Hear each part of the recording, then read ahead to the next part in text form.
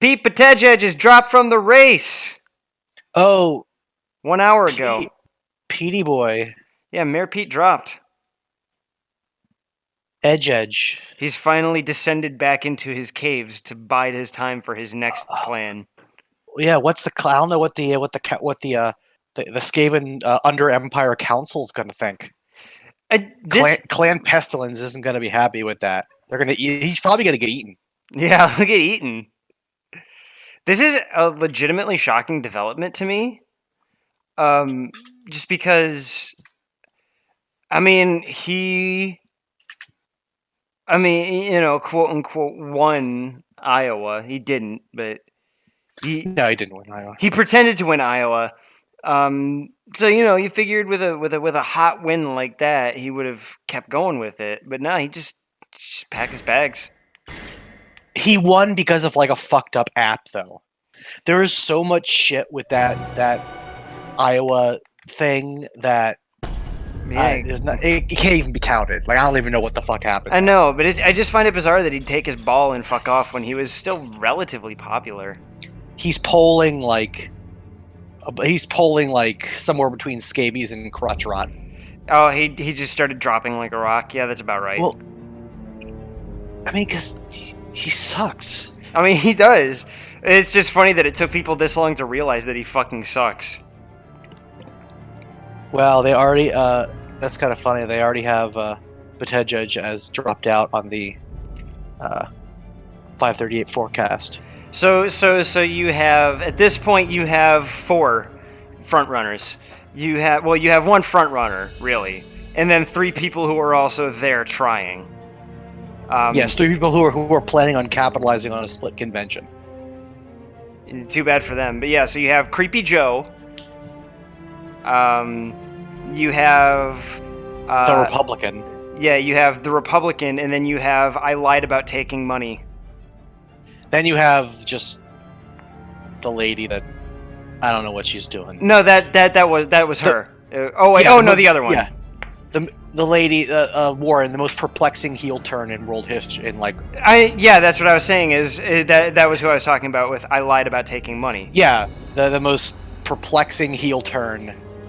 Yeah, It's like somewhere between, in terms of bad ideas, it's somewhere between Goldberg's heel turn and Austin's heel turn. I know, it's shocking. I mean, not really shocking, but it's just disappointing because it's extremely disappointing. Because both of us, I know, wanted to back her up. But she just started pulling away from all of the things. Like she started like getting really soft on Medicare for all. She started getting really soft on other things, and it's like, now you're taking money. It's like, yeah. Well, I mean, and that's the thing. Well, Bernie's taking money, but Bernie's taking money from donations, not super PACs. The donations is a completely different can of worms. Exactly. I'll never get on anyone for that. But now she's like basically. But yeah, she's accepting money from super PACs, which she said she wouldn't do. Bought into the billionaire farm of just like an incredibly large amount of slush money, which exactly, and that's so antithetical to what we originally liked her for. And you know what she got out of it? She has a 0% chance of 538 gives her a 0% chance of winning the nomination. Almost like when you concede your platform, you don't have a platform left to stand on. Yeah, it's almost like, it's. So 538 has no one as the number 1 in terms of who will get the most delegates. I don't think that's accurate. I think that's not accurate. The reason they put it is just because of the way polls are going, and that Biden did really well in South Carolina. He overperformed in a big way.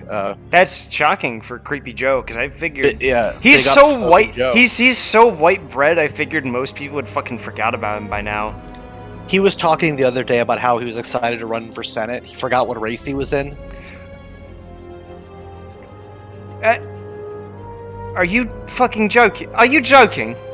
No, he had a senior moment. This geriatric fuck is someone who we are confident in putting in the White House. I don't know if confidence is the right word. Willing to accept my Come on, Joe, it's time for bed. But so far, to me, the only two no-goes that are I will not be supporting you are under any circumstances are Bloomberg and Buttigieg. Aside from that, I mean, assuming they win it fairly. If you win it fairly somehow and don't pull some kind of chicanery in the second round, where you and all the other superdelegates get together and like have a fucking ridiculous heel turn, then I will accept. I may not support you at the end of the day, but I'll give you a chance to convince me. Yeah. There's nothing Bloomberg can ever There's do. nothing Bloomberg could do to convince me to support him. No, there's nothing he could do. He's a piece of shit. He's a piece of shit, and he's been a piece of shit. He's going to remain a piece of shit. The only way he wins it is by chicanery, essentially, by fucking over the convention, and Sanders comes in with less than enough to nominate him. Then he's like, oh, superdelegates, why don't you all support me? Because I hired most of you and are on my staff and are making tons of money. He did that, by the way.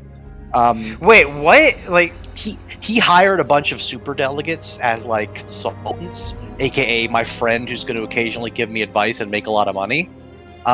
So yeah, that should tell you what his plan is. Mike Bloomberg's like, please give me the government. Yes. Yeah, and that's his strategy. It's not based on like a legitimate, we're going to win elections. It's we're going to do well enough. We're going to buy the government. Sanders. We're going to do well enough to keep Sanders out of the majority. We're going to do well enough to keep him out. The thing is, you have to win more than a majority of pledged delegates. You have to win kind of a super majority because you have to count. Because the super delegates count as part of that majority. They just don't get to vote. They don't get to have a say until the second round, but they still count for purposes of what a majority is. So you have to really get like 55, 56%, I think. It's like almost like a super majority. So the right now, the likelihood that 538 is saying is that Sanders will win a plurality of delegates, and that would lead to a brokered convention, which would be a disaster because the Democrats will give it to like Bloomberg or somebody, and that person will be an illegitimate nominee, and that person will not be supported. And they'll not win. No, they won't. They'll be terrible. But they'd rather have Trump for another term than Sanders, because Sanders is ready to come in and completely replace the entire Democratic infrastructure with the Our Revolution organization, which is basically a shadow DNC. That if once he wins the nomination, he's going to come in and rebuild the party from the ground up, Which like getting rid of all these corporate assholes and replacing them with, actual progressives or actual Democrats who aren't corporate assholes. Like, you don't have to be a super progressive to have your viewpoint heard in the party. Just not being a huge corporate asshole is probably a good first step. So that's what he wants to do, and that would happen during the summer, like after the nomination in like July, August. Yeah, be rebuilding the party. That's what they want to avoid. See if they can avoid that, because if that happens, they don't have jobs anymore. If that happens, all these assholes that live on the sort of the teat of corporate money, that live on this massive cycle of lobbying and donations endlessly over and over and over again, this huge, massive scheme that's been going on for 40 years. Mm-hmm. If he comes in, he ends that. He puts a stop to that. That's what they're scared of. They'd much rather have a Trump as the president than Bernie Sanders as the nominee. Absolutely. If he wins the nomination, a lot of them are probably going to campaign against him because they want to do whatever they can to diminish his control of the party. It's the difference between. It's like the difference between losing like a war versus another country and losing a civil war. If you lose a war with another country, you sign a peace treaty, you lose some territory. Maybe you lose a little bit of prestige, whatever. You lose a civil war, your ass goes to the guillotine. Yeah. Big difference. So that's where it is right now. The South Carolina has been a big thing. I'm still not convinced that anyone is going to. I'm still not convinced that Biden is going to like roll out. Although he looks like he's good in North Carolina, Virginia. It looks like he's sort of making a comeback in a lot of states. Whereas before, Sanders was like pretty much guaranteed to win the overwhelming majority of delegates. Now it looks like he's going to win a smaller amount, probably a plurality. Serious question: who the fuck's gonna vote for Joe Biden? I don't know. There are a lot of boomers, I guess, that like Joe Biden. I guess a lot of people who still think that this is like 2008 and we can trust the Democratic establishment. No, that they're the good guys or something. They're not, and that's been made pretty plainly obvious. The nice guy boomers, quote unquote. Yeah, in the last 4 years, really the last 6 years. The Obama administration has really proven that there's sort of the lesser of two evils, logical fallacy, the zero-sum fallacy. We can't keep falling for that. No, these guys are not. Yeah, they're just not. They're not. They're not. Whatever you think they are, they're not that. Yeah. I mean, don't forget again, like one of the leading groups of the Democratic National Convention is the Clinton household, who are a billionaire family who have people killed on the reg. This isn't anything new. Yeah. Yeah, there's a lot of shit going on, and none of it's good. Yeah, I don't. And this is the thing: is people are like, "Oh, Bill was our president, though," but it's like, yeah, he was. But yeah, that doesn't make him and his just because he played saxophone on the Oval Office desk that one time doesn't mean that it suddenly excuses the fact that his family sanctions assassinations against their political enemies. I mean, whatever you want to say about the Clinton body bag thing, I do think that their control of the party has been a negative overall. I mean, especially at this point. I mean, you could make an argument that in the 90s there was a place for their third way philosophy, that they needed to respond to Reaganism in a proactive way. But now we're getting to a point where, like, Reaganism is really getting old, and it's a lot of people are saying we need to kind of think of a new way, like every 40 years we tend to do, and they just can't accept that paradigm. They can't accept that paradigm needs to change, and the longer they resist it, the bigger the wave's going to be. Well, that's the thing, is the boat's starting to rock, and the more you resist the rock, the harder it's going to rock the other way. Yeah, there's no way of getting out of this. I think a lot of them tend to make the mistake of thinking that it's Bernie Sanders is the cause of this. That's not. No, this is a people-led movement. He's just a leader. He just says what people want to hear. Yeah, he says the things that he gives voice to the movement, but he's not the movement. No, yeah, the movement... He's ultimately not important. Yeah, the movement is in the hearts and minds of Americans like you and me who really just need anything different. Like, he's been like a nut. He's been the same guy for like 40, 50 years.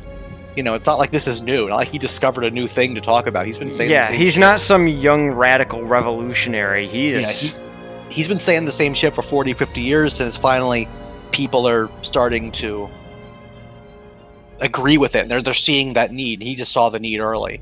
And now people are more and more waking up to the idea that we need a system that's built in a way that doesn't exclusively cater to those who make more than $500,000 a year.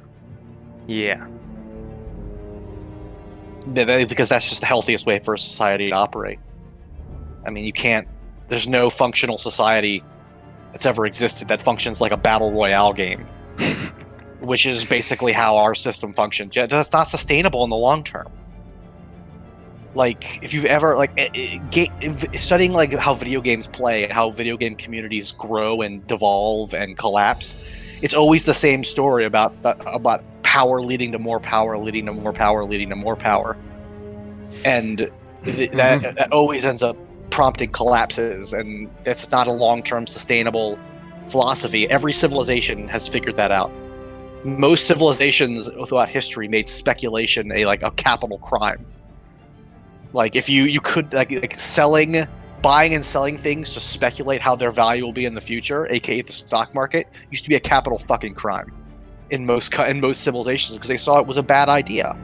Because it leads to over speculation, it leads to bubbles, it leads to the rapid accumulation of wealth. It just leads to all these things that destabilize a society and put it on a time limit. And that time limit is like 30, 40 years. And 30, 40 years, we're where we are right now, and shit's starting to fall apart. Mm-hmm. It's like every time. Every time. Well, it's because every time the people existing within those bubbles were like, no, don't, I like my bubble.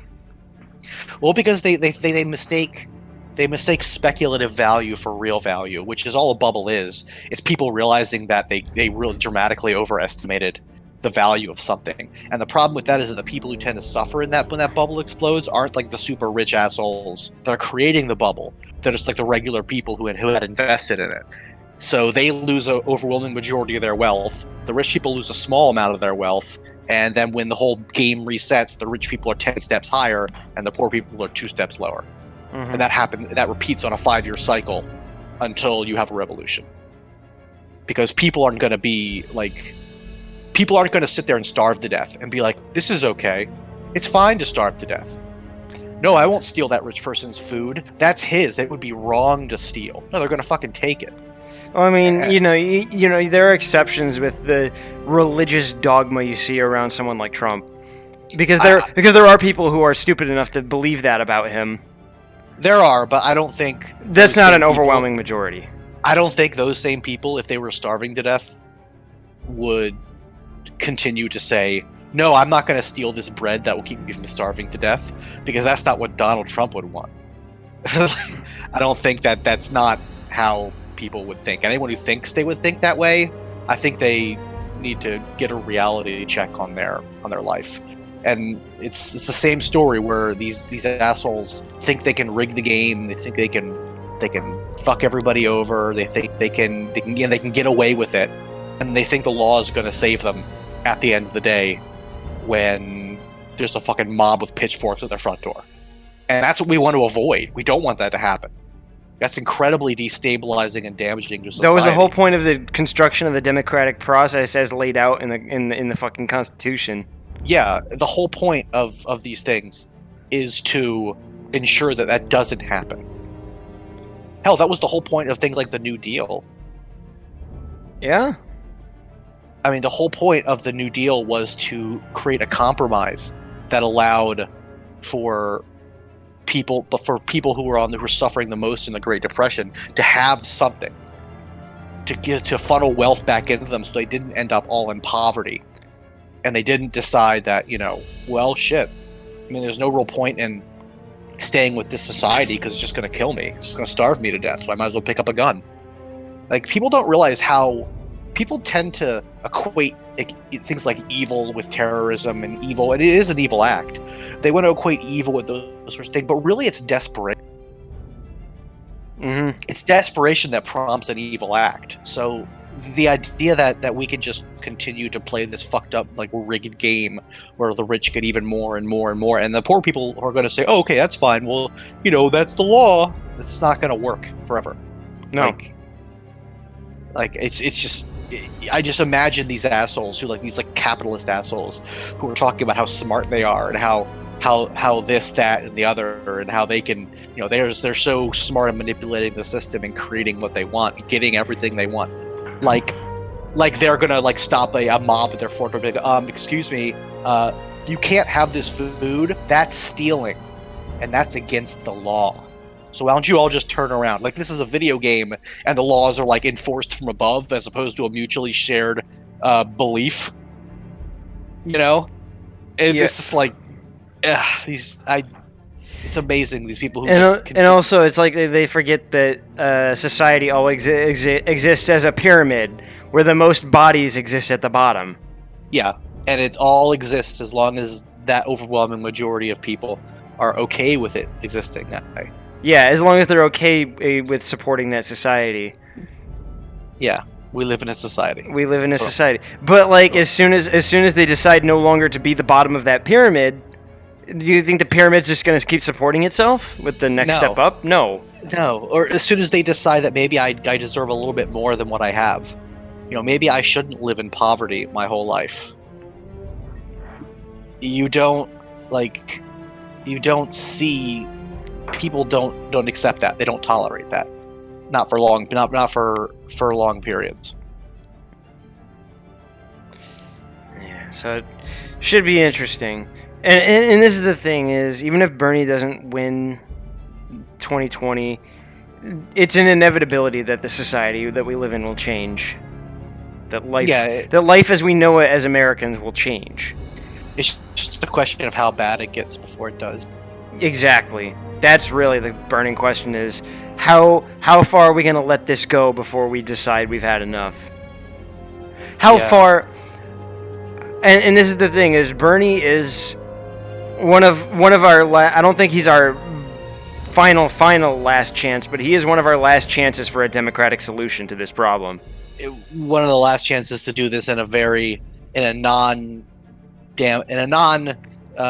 bad way, in a way that doesn't involve a lot of blood, struggle. Even if it's even with FDR, that was a bit too late too, because they got hit. It took them getting hit with a Great Depression before they were able to get their shit together. I mean, so we don't want that to happen. We would much prefer it to not get that bad and just to change, because that's the way it needs to change, and just move from there. Anyways, there's some crazy motherfuckers who actually think Mike Bloomberg is going to save us. Which is, delusional. Amazing. Well, again, rabbits can be cowed with carrots on a stick anytime. That's the thing. It's like not even offering carrots, just stick. Yeah, like Bloomberg is just a stick. But but it's like they convince people that Bernie is the worst possible alternative, so literally anybody else is fine. It's some weird fucking mind games that news media plays. It's bizarre. It's shockingly strange how this mind game the media plays. Yeah. Yep. And it seems like only boomers or zealots fall for it at this point. Well, they can't imagine a society that isn't they can't imagine a society that isn't Reaganism. So all their solutions have to lay within that paradigm, and Bloomberg represents that. In the Reagan paradigm, the richer you are, the more moral you are. The richer you are, the better you are. The richer you are, the more just the better your worth is measured in money. So Bloomberg, therefore, it's the best one because he's the most moral, because money equals morality. And that's what you end up running into. And that's what I really hate is stuff is so good. Yeah, I've got my usual. You said you were gonna get beer this time instead of. I ended up not getting anything because. You're just gonna take it easy tonight and suffer the normal way. It's gonna suffer the normal way. I am. Somebody asked what I'm drinking. I am drinking Wild Turkey's Long Branch by Matthew McConaughey and Eddie Russell. That's nice. Really solid bourbon. Yeah, it's got Matthew McConaughey's signature right on the label. It's pretty cool. But what was I gonna say? Yeah, and that richness equals morality is kind of how we got away with all of the really. I'm trying to think. Who has ads on Spotify? Bloomberg? Yeah, he's Bloomberg's got putting up. They're everywhere. Yeah, they're Like, fucking everywhere. He's trying so hard. Like when Tina watches the evening news, because she's like a 70-year-old trapped in a 30-something-year-old's body. She says it's like 2 to 3 Bloomberg ads. Oh, the Wild Turkey. Oh, Matthew McConaughey. Oh, okay. Oh, I didn't realize he was advertising his bourbon. Oh, that's cool. Last time. All right, shoot me the fucking invite and get this shit going. Yeah. But yeah, that's how he was able to implement like all of those. Oh, I didn't know he. I don't watch TV, so I never saw the Matthew McConaughey ads where he's like, "Let's talk." Is that like how he starts the ad? He goes, "Let's talk turkey." That's cool. Well, that's pretty cool that he does that. On Spotify. Right. Oh, okay, that makes sense. That's cool. I like that. Yeah, I'm drinking that. What he's advertising. To find my way into your lab, Simmons. That's how he ends the ad. Nice. It's good stuff. Went through with it. Poor town. This bears investigating. Leon. So, you've been caught up in this too.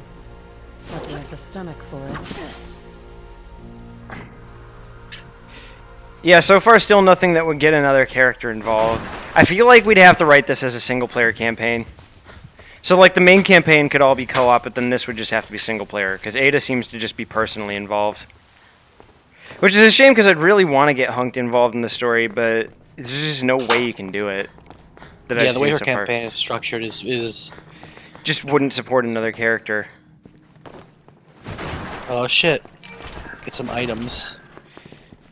And it's a shame, because, again, Hunk is such an underused character, but...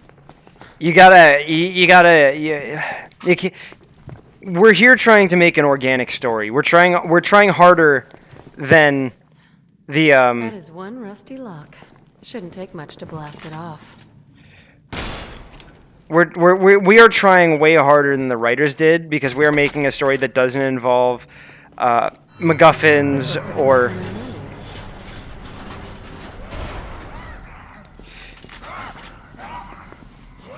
we're trying to write a story that doesn't involve obnoxious MacGuffins or too many conveniences. Anyways, we're still gonna have a few conveniences because this story is basically unsalvageable without some. And yeah, I know Hunk doesn't have any real lore in Resident Evil 6, but we thought it would be a fun idea to maybe write him in if we could for Ada's campaign, but that's not possible so far. So right now Hunk is I'm just your imaginary friend. Yeah, this guy's just the imaginary friend. So yeah, for Ada's campaign, if we rewrite it, we're gonna have to just do it as a single player campaign, which is probably for the best. In Red Hood and the Outlaws, which is a really good comic. Oh yeah, you were telling me about that. Bizarro has a Superman, like a Superman plushie doll that like talks to him called Pup Pup. It's pretty awesome. That's adorable. Bizarro in general is fucking amazing in that. He's so good. So that's sort of the situation with Agent now. He's like Pup Pup. He just talks to Ada and makes her feel comfortable. He says, if anything, it's because he's still with Umbrella, even though it's Neo Umbrella. But is Neo Umbrella former Umbrella though? I don't think it is. Or I don't know if Hunk was ever intended to be a character that was supposed to have plot consistency throughout the games. He was a character in Resident Evil 2 Remake, and I feel like he's one step above an Easter egg. Yeah, I feel like they're probably going to do more with him in future, because of the fact that he had an actual like whole mini campaign in Resident Evil 2 Remake. And they sort of gave him a bit of an actual character in that. But, yeah, he's still... Up until that point... But Neo Umbrella isn't post-Wesker Umbrella, because post-Wesker Umbrella collapsed in 2004. The entire beginning of Resident Evil 4, Leon's like, yeah, they got sold off. They're gone. What the fuck are we looking for here? I don't know. There's a door... Yeah, we can't open the door yet. We need to get all these stupid fucking crest pieces. Do we go under this burning tree? Yes, no, it doesn't seem that way. Pepitas. Pasitas. I'll buy it for a high price. Ah, I'll buy it for a high price. Yeah, he's just one step above an Easter egg. This looks like it might work. Uh, But where's the rest of it? Don't tell me then the fucking... Oh, fuck off. let's go, Ada. We're we're Sure starting. thing, Agent. Yeah, sure thing, Agent. Dot, Ada, dot. Ada, who are you talking to? I'm talking to Agent. Who'd you think I'm talking to? Ada, idiot? there's no one here. Okay, so yeah, that does make sense. So he said Simmons and his family were so rich they could likely buy a lot of what was left of it, which makes sense, but that's still not the umbrella as we knew it. Do you know it'd be really cool if they explain that in the game? Yeah, exactly. We still haven't gotten an explanation as to why or how Neo Umbrella exists. And you'd think, like, there would be some, I don't know, like red flags going off to people that the National Security Advisor bought all of these fucking assets, because... To a company that was a threat to national security in the first place? Yeah, there's so many problems with... this story, it doesn't even... I don't even think it tries to make sense. Well, no, they didn't... Umbrella didn't still exist in Resident Evil 5. The African facility was already... The African facility, if you read, it was like, I think it was James Marcus's journal, he said that they were operating completely independently of the company, and that even though Umbrella capsized as a company, they would still be fine without it. You just asked me to remember Terra Grigia. Buddy, you're asking me to remember Resident Evil Revelations. That is a tough sell, because I do not like that game. The chest I just saw. What? I played the whole entirety of Resident Evil Revelations. I can't tell you what the fuck Terra Grigia was. Was there even a mention of Umbrella in that? No, there was a weird struggle between the BSAA and the American version of the BSAA, which was like a federal bioterrorism something, the FBA. FBC. FBC, and it was like a really, really naked anti-American thing, that's fine. But He says, I love that game, it has one of the better stories. Yeah, I'm going to have to disagree with you on that one. alright. Yeah, to each their own. It has a lot of lore, I'll give it that. Is it good lore? Maybe. No, it's not, but it has a lot of lore. It has and this is the thing: is they tried to make Raymond like the fucking like Ocelot of that game, where he does like a triple cross, and then you find out at the end that he was like doing a total triple cross, but none of that none of it was delivered with any tact or forewarning. You could tell like Ocelot was up to some sneaky fucking shit. From the get-go in Metal Gear Solid 3. But Raymond's just like pulling double crosses out of his ass. Like he's just kind of doing it. It's just a weird experience. There's some arrows over here for you. With your arrow gun. I got him. I don't know what we're supposed to do here. I think we're supposed to like... Is there... Oh, this is a key. Am I supposed to like pull this lever and then... You're supposed to, like, pull that lever when something happens. I know that's not a useful... It's not very useful, but I just Well, you said Ada's been doing that since the beginning, but yes, but Ada's been set up as the character that does that. Raymond was a character that was established in one game and basically had no character before he started doing weird shit. Raymond's the guy with the Conan O'Brien haircut, right? Yeah, Raymond's the guy with the really gross red haircut that you don't like.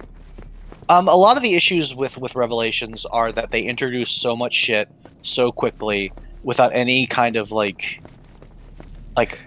was nothing grounded about all the stuff they were talking about. It has a lot we can of lore. push this. Okay. Oh, it's a complex story.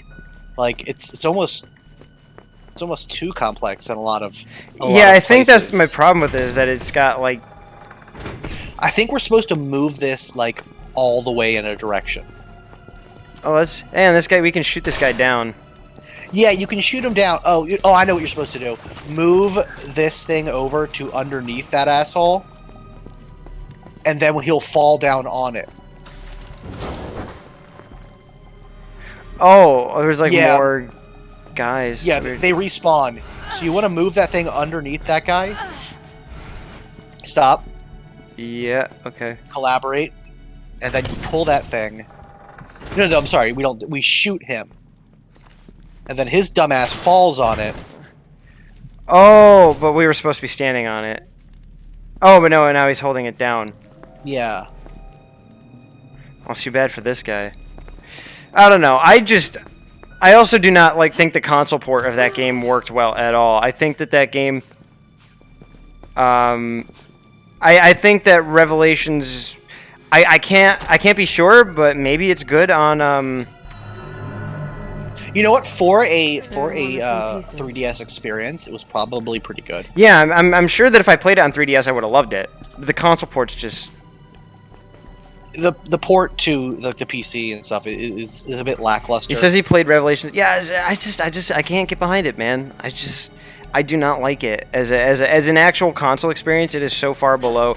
And I'm gonna be honest. I hate this game more.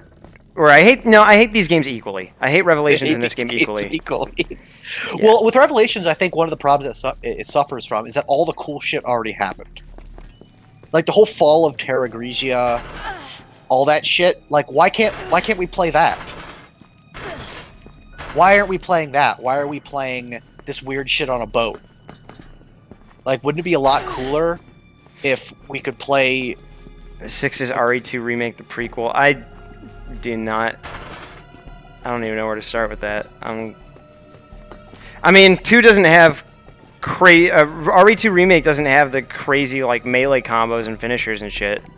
Yeah, it doesn't have the crazy backflipping and stuff, which is the best. Third-person action-based combat. Well, RE4 did that first. But can you do crazy John Woo rolls? RE3 has the dodge combat. Yeah, but Resident Evil 2 is more of Resident Evil 2 remake is in my mind more of what a standard didn't feel good though. This game doesn't really feel that good either. I mean, this game does feel good in places, but it's also extremely clunky in places. When I'm trying to sprint around and I'm anytime near a ledge while I'm holding down space and I immediately jump off of any ledge that I'm near. I hate that. That makes me so angry. Can you do a baseball slide? No. Oh.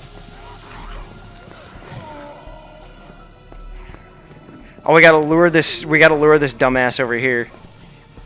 Alright, idiot, come on. Let's go. Get in the fucking thing. What? Why did... Come on, dude, do it. Do the thing.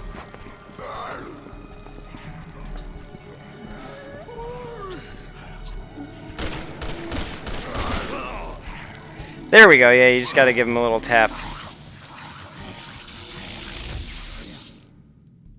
What's the point of these rooms? And see, that's my question: is why the fuck does Simmons have these? Again, isn't this supposed to be a sterile white laboratory? Why is he doing any of this? This is his evil room. He gets to be evil. This is a point where he can focus all of his evil. I mean, this guy. Don't forget, this is the same guy that becomes a Tyrannosaurus later.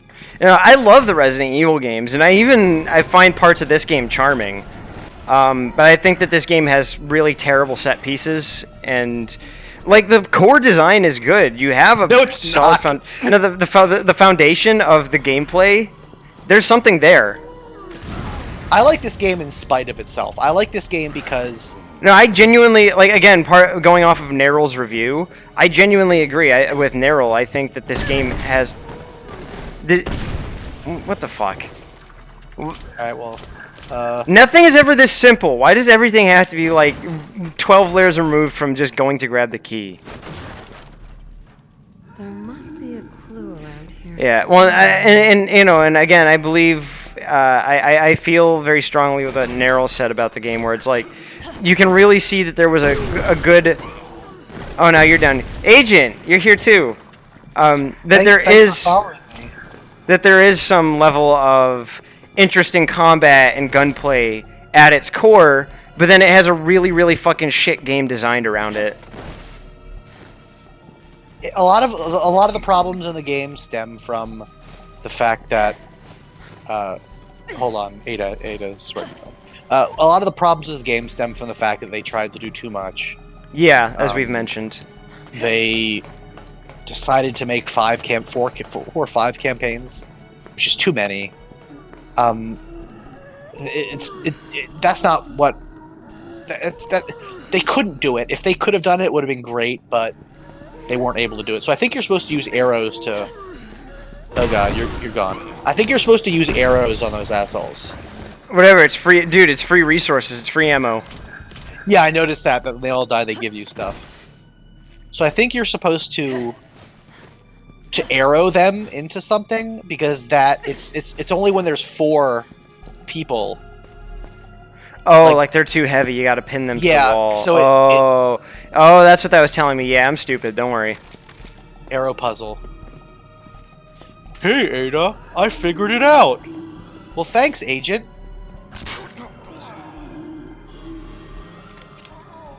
The 4 two-sided campaigns, like it could. No, I don't even think so. I think it would have been way better if they just had one overarching narrative.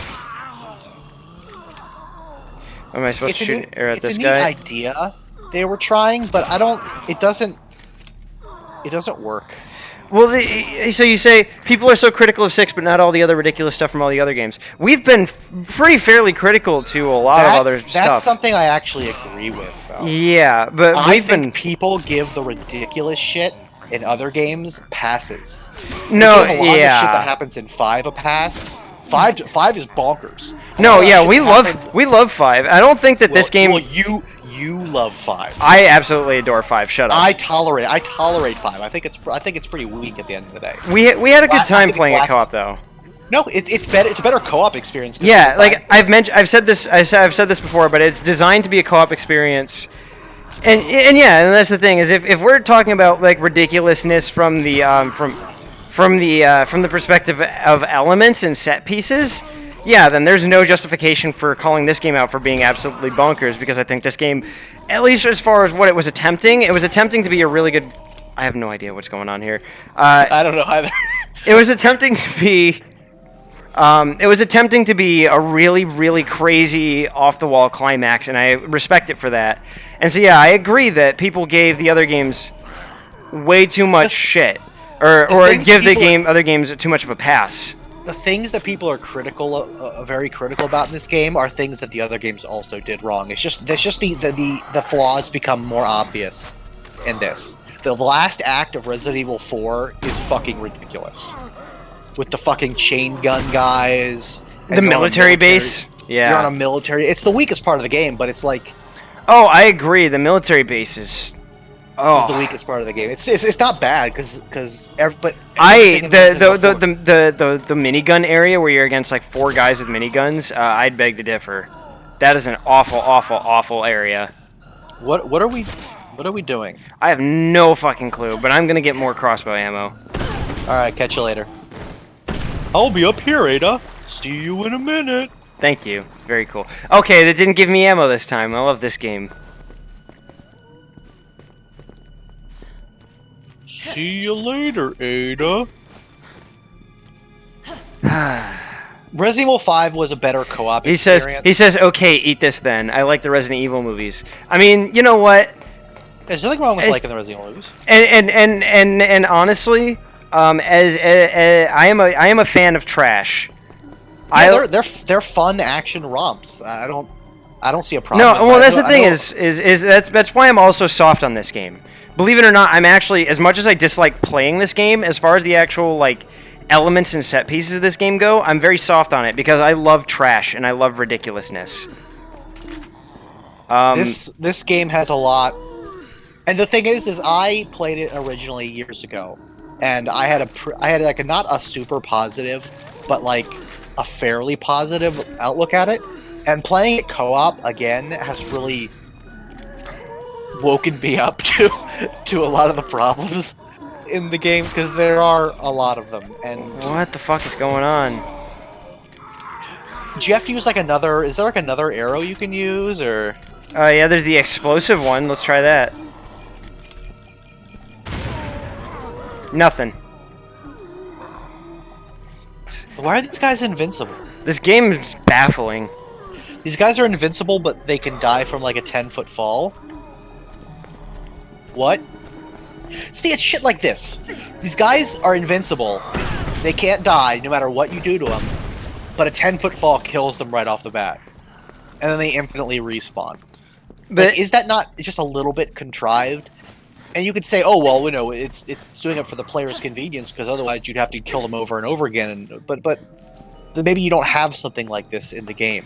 yeah, if you're being this obtuse and confusing your player, have fun. Yeah. I thought you're supposed to pin them to the Yeah, wall. but like if you're being this obtuse and if you're being this obtuse and contrived, then there's no reason for this set piece to exist at all.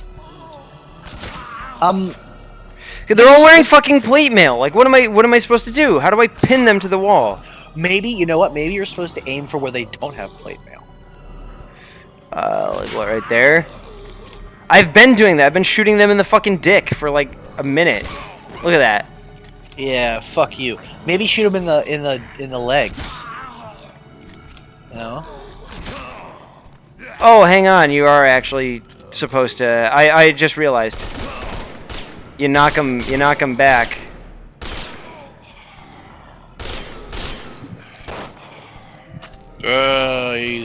Zombie wander away. And then okay, you know what? Maybe now? No! Okay, there was still one there, so I can't. And I'm out of ammo. Oh, that's and they're clever. not spawning any more ammo, so there's... Do you know why they're not spawning ammo? Because I'm here. And I can't pick up your arrow ammo.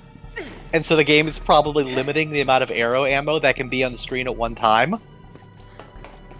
And on my screen there's a ton of it. And if more spawn for you, then more would spawn for me. I fucking hate this game. That's so well designed. Hold on a second. I can't... We're stuck now. We're soft locked. I pinned those two guys to the wall, but I can't... We are actually fucking soft locked. Are we soft locked? No, we can't. Hold on. Hold on. We can't be. We'd have to actually restart this bit. Okay.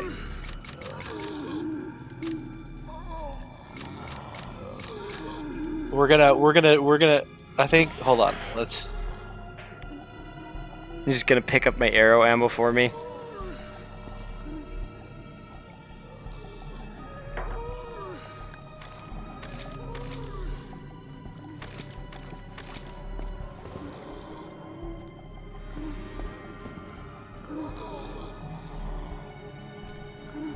So you know what it is? You probably have to do more than... I wonder if you just have to do more than one of them. Like, maybe you have to pin all of them. Yeah, you do, but I'm out of bolts. So again, we're soft locked and we need to reset.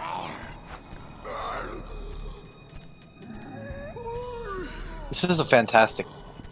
Hold on, let me, maybe we can fix this. Let me disconnect.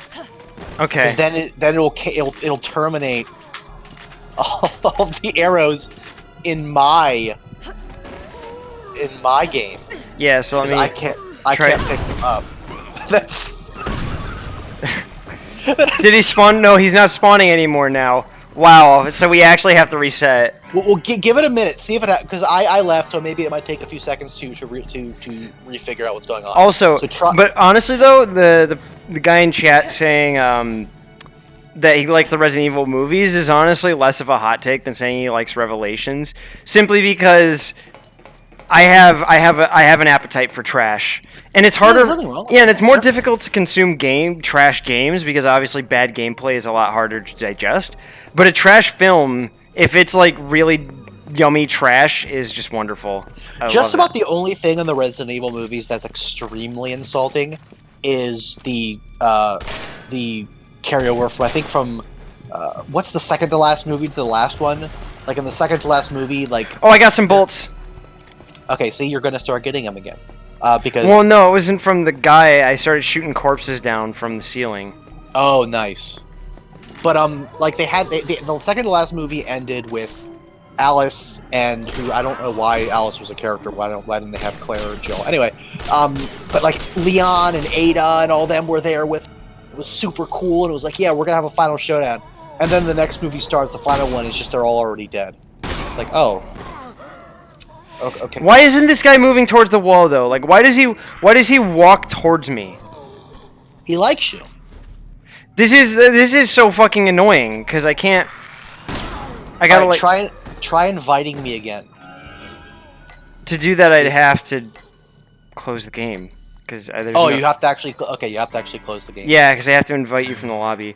But yeah, Okay. like that's the thing is bad gameplay is hard to digest. Trash movies, if there's like something fun or charming about them, and like I'm saying this as a guy who loves Mortal Kombat Annihilation and The Room.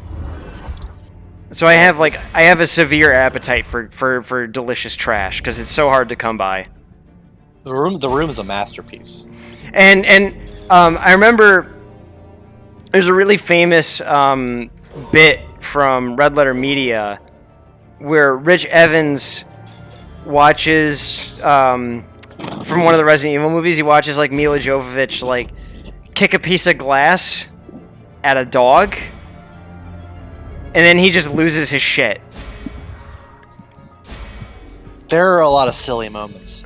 And like that is so emblematic of a moment that I love to see in a trash movie. It's just like yes.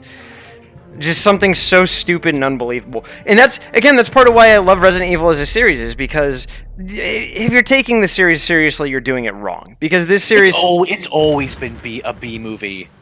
This ridiculous story, this ridiculous weird trash storyline is amazing. Why are we all the way back here? I hit continue. This bears investigating. Well, I guess it didn't save, but it's not like we have a lot to do. So, Yeah, we're just gonna fast forward through this. Speed running. All right, it's time to be speedrunners. Let's go. Resident Evil 6 speedrun, 0 minutes. I put a gun to my head and fucking end my own life. How did Ada know the way into this? Ada knew the way into this pretty. I guess she knows a lot of shit. She's really smart. She's a smart lady. But yeah, I love just trash. Yeah, Resident Evil has always been a B movie.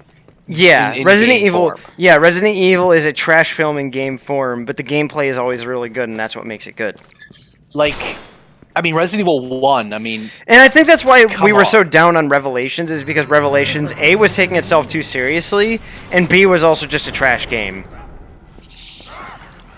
it doesn't play in a way that makes It's- me feel happy. No, like that's the thing is a game like Resident Evil 5. Resident Evil 5 has fun gunplay and gameplay. Resident Evil 2 Remake is fucking phenomenal. Even Resident Evil 4 has got some pretty satisfying gunplay.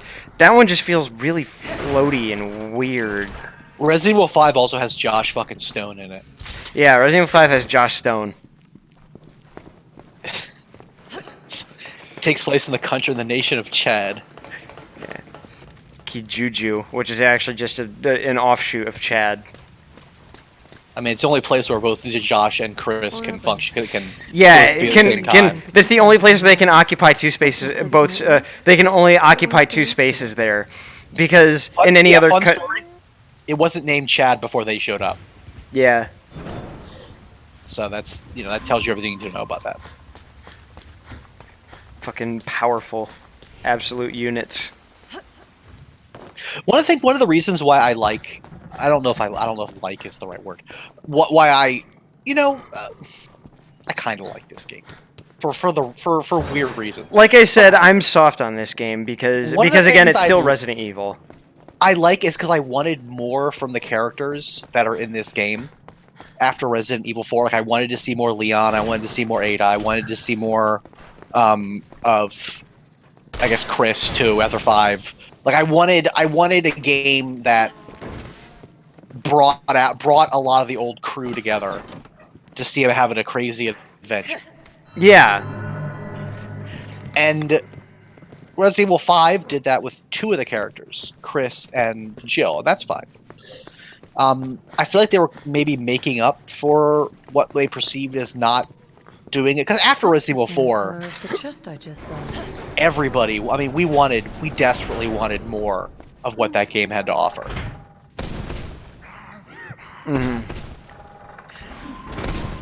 Figure out the puzzles. Yeah, figure it out, bitch. You know what's funny about this? I can't move anything. Cool co-op gameplay. Yeah, I'm just gonna cut co-op functionality and just make this a single-player campaign. It's fine. You know, we'll just write them as 2 separate campaigns.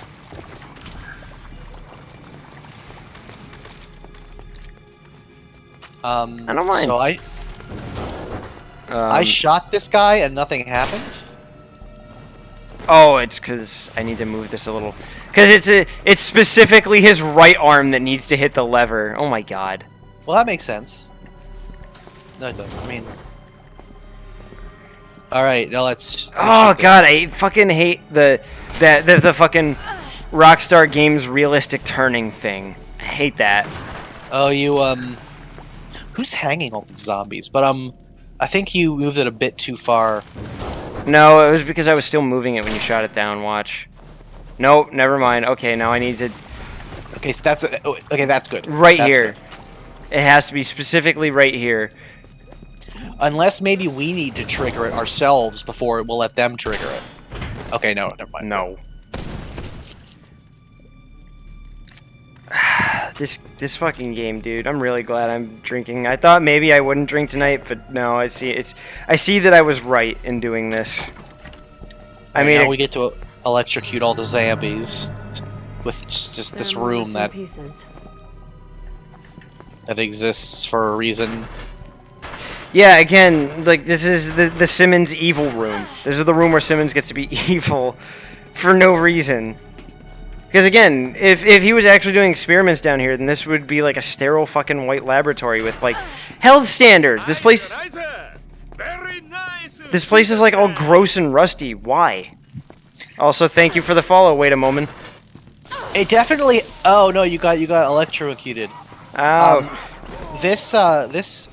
There is kind of like a rustic, like Victorian era, like medieval laboratory look to this.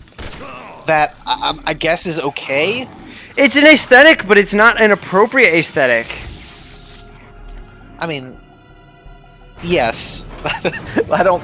We're judging Like, by the standards. like by basically the standards what, of the rest of the game. Like that's the thing is what you're telling me is it's an aesthetic trademark, and I'm like, yeah, it is. It's the wrong one. Yeah, I mean, it is an aesthetic. Yeah, it's the basic level of what it is. It functions as an aesthetic. I mean, it's not terrible. I just think a lot of the puzzles are really weird. But this is the thing, is this doesn't belong, because if they were doing experiments here, because this is, guys, supposed to be like, you know, we're talking... Listen, in Resident Evil 2, when you go to the Umbrella secret labs in the sewers under the city... Why are you comparing us to Resident Evil's... Because you are giving it the benefit of the doubt, so I am playing devil's advocate. Fuck you. Okay, hold on. Let me help you here. I'm gonna shoot them back because they have to be really close to that thing. Yeah. So let's get back. All right. Now, okay, shoot that one guy in the left. Oh. And now he's just gonna fall over. What you frozen for? Okay, I'm gonna keep on shooting. There we go. Oh, no, don't. Come on, buddy. Hey. Why is this game a thing? Okay, wait, I think actually for this one I have to actually see that... Oh, the arrows are pinning them to the wall. And also I get more crossbow bolts from this. Yeah, I come down here and open these things. Must be a clue around here somewhere. Yeah, that's actually what you have to do. Oh my god, fuck this game.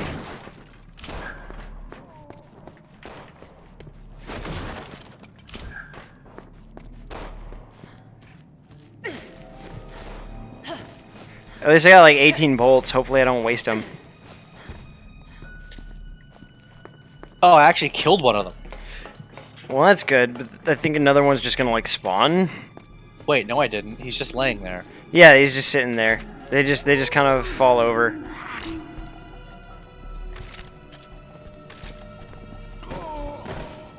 This shit right here is annoying and a waste of time when they just stumble around like fucking babies.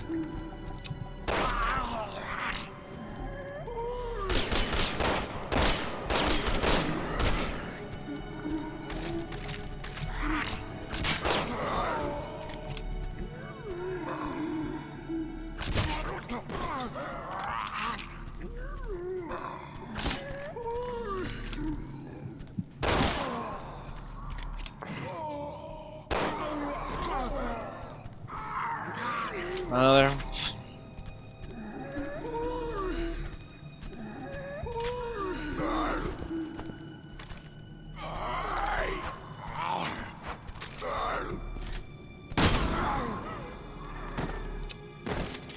Ladies and gentlemen, we got him. Gee, Ada, what are we gonna do now? I don't know, Agent. Fucking die, I guess, because I hate this.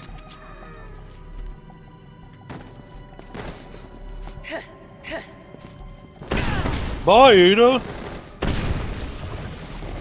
Oh, cool, but I get more bolts out of these guys. That's good.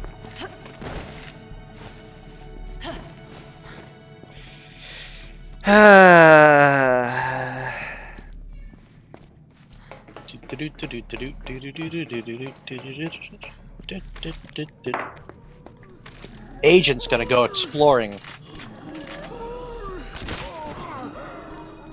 The thing is, like, these guys have to be hugging the wall. Okay, no, now I pinned one of them. Let's see if I can pin this guy. Okay, no, now you just shoot them in the armor and they get pinned. Okay, I pinned all of them. That was really obtuse and fucking terrible. But we got it done. Simmons family ring. Better hold on to this. I might need it. Simmons just leaves his family rings. And Also, why did we... I feel like Ada's, like, dialogue is only here because some higher up was seeing a gameplay demo, like some Capcom higher up, and they were like, why is there no talking? Add more talking. well, she's talking to Agent. Yeah, she's talking to Agent. Right, my bad. But, I mean, like, let's be serious for a second, though. That is actually, like, what it smacks of, because the self-inner monologue thing Ada's doing feels so stilted and weird, especially for someone as solitary as her. Did she talk to herself a lot in separate ways? Barely. She did at points, but not this much. She didn't do it. She didn't give the player hints as to what they need to do every fucking 2 seconds. That's true. Then Separate Ways was smart enough to know when to give the player some breathing room. Well, then again, in Separate Ways, it was well designed. Yeah, why are we comparing this to a good game? So they didn't need to. Oh no, it's a man. So they didn't need to do that in Separate Ways because. Wanna play, huh? Alright. Ready or not, here I come. Now, who's first? And yeah, that really just like... So I've been watching Red Letter Media's review of Star Trek Picard, as they come out. Mm-hmm. And the thing Rich, because Rich has already accepted that Star Trek is dead. And so the thing Rich always asks Mike, whenever Mike starts asking a whole bunch of questions or saying, why didn't they do this, or why did they forget this character trait, Rich always says, why are you comparing this to actual Star Trek? I feel like that's what we're doing right now. It's like, why are we comparing this to a good Resident Evil? We're playing a fool's game here. Oh no! I'm back here. Oh, you get to watch me have fun.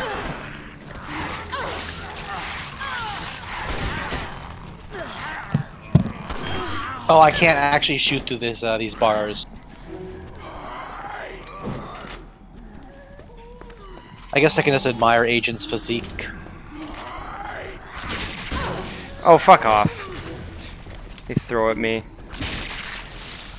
At least these things are a one-shot kill with headshots. That's fun. Yeah, the bow is actually quite fun to use. Requires some skill. It's interesting. I quite like the bow. She also had a bow in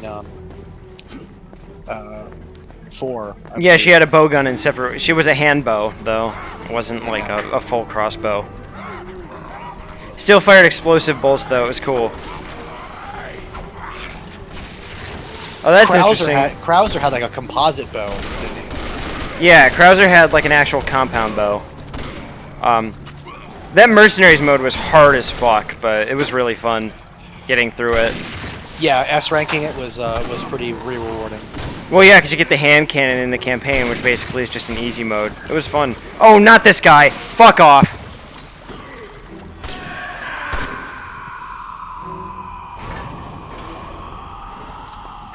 Thank God, you just shot him straight in the throat and, like, having none of that.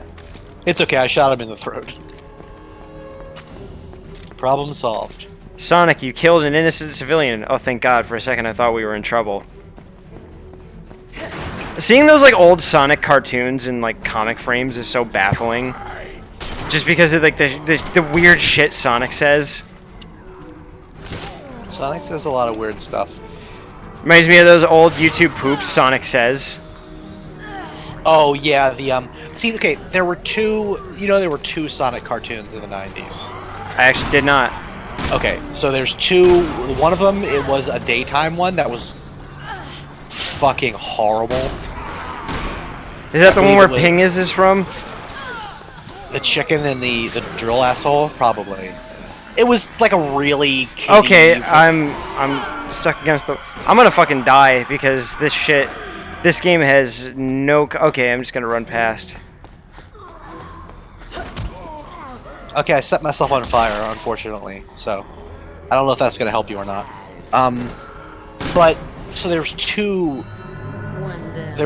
Okay, they're actually going towards me. Alright, and then I'm out of here, so I guess you're stuck.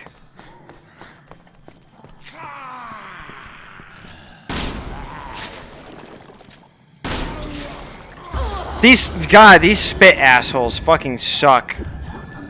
Alright, here comes a guy. Oh no, Ada got spitted. See you later, Ada. But okay, so there were two Sonic the Hedgehogs. One was like an afternoon one every weekdays, and it was god awful. It was trash. That was the one where you had the Sonic Says things from. The animation was worse. The characterizations were... Kids, smoking is cool. Yeah, that's all of those come from that. And there was a second one called Sonic the Hedgehog. The bad one was The Adventures of Sonic the Hedgehog. The Sonic the Hedgehog one, the good one, was on Saturday mornings. It's called Sonic Sat AM a lot of times. It was fucking dark as shit. Like, the opening episode is Robotnik basically enslaving their whole civilization.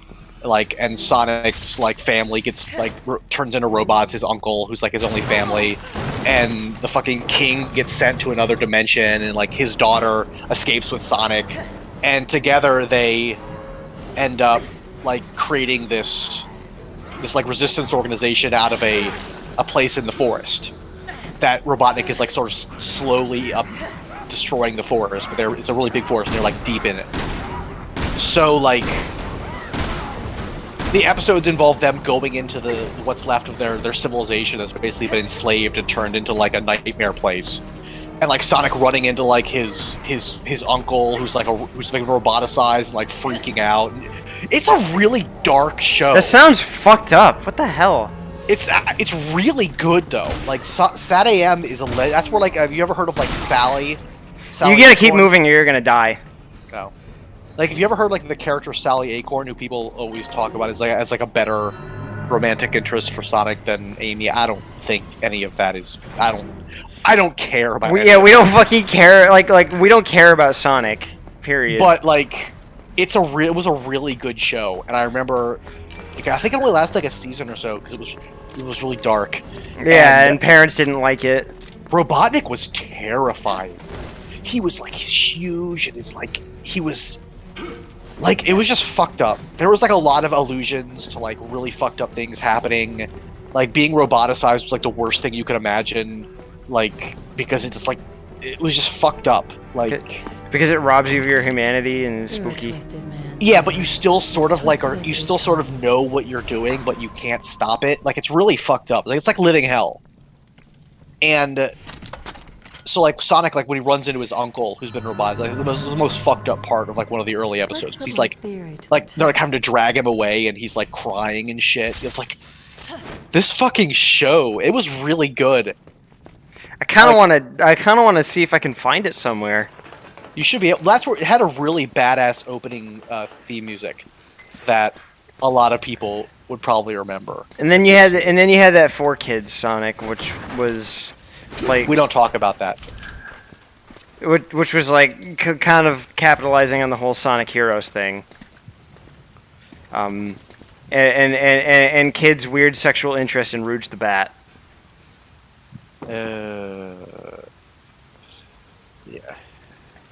We don't talk about that. Whenever I think of Sonic Heroes, all I can think of is that horrific Sega press conference they did, where there was like the guy in the Sonic outfit like dancing, while they were just doing like the Sonic Hero. You've seen that? Have you seen Agent Felonata? I don't know if you've seen that, but it was quite the lull. The Sonic press conferences are usually the lull. Like I remember. This one was especially ridiculous. Jim Sterling did a good cover of it. Like he just had like the best parts of it. He did. I remember he did one for the. Oh, is that the 2017 anniversary thing? Yeah, I think so. I think that's it. Yeah, that's the one. Yeah, no, I did see that. The 2017 like 20-year anniversary of Sonic. And like there were like music cuts and the guy in the Sonic. Yeah, the guy in the Sonic thing just dancing like it was. Yeah, so... it was that. Yeah, that was hysterical. I love that. That was so perfectly emblematic of 2017 Sonic.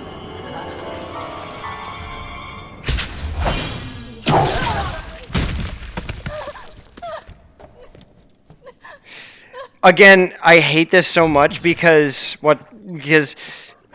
fucking what's her name? Helena's supposed to be a professional, Like you've seen a ghost. and she's her stupidity, screaming and crying, and her stupidity in this thing is so overwhelming. We've already been well over that. yeah, and like it's so unprofessional because she's just screaming and crying, and she's an actual professional. It's just, I mean, I get that this sucks, but I mean, It's very out of character for someone who's supposed to be a trained Secret Service agent. It's complicated. well, you mean the whole like betraying the president basically to save your sister? Who fucking dies anyways. I remember telling people about the plot of Resident Evil 6 just so they can get an idea of how bad it is. And then so I mentioned that it's like, oh, she betrayed the president and several 100,000 people just to save her stupid sister. And they're like, oh, that's really shitty. And then I said, and then the stupid fucking sister dies anyways. And then they actually laugh. Because it's so dumb and bad. Don't worry, Leon. Me and Agent are here to help. This is so fucking dumb.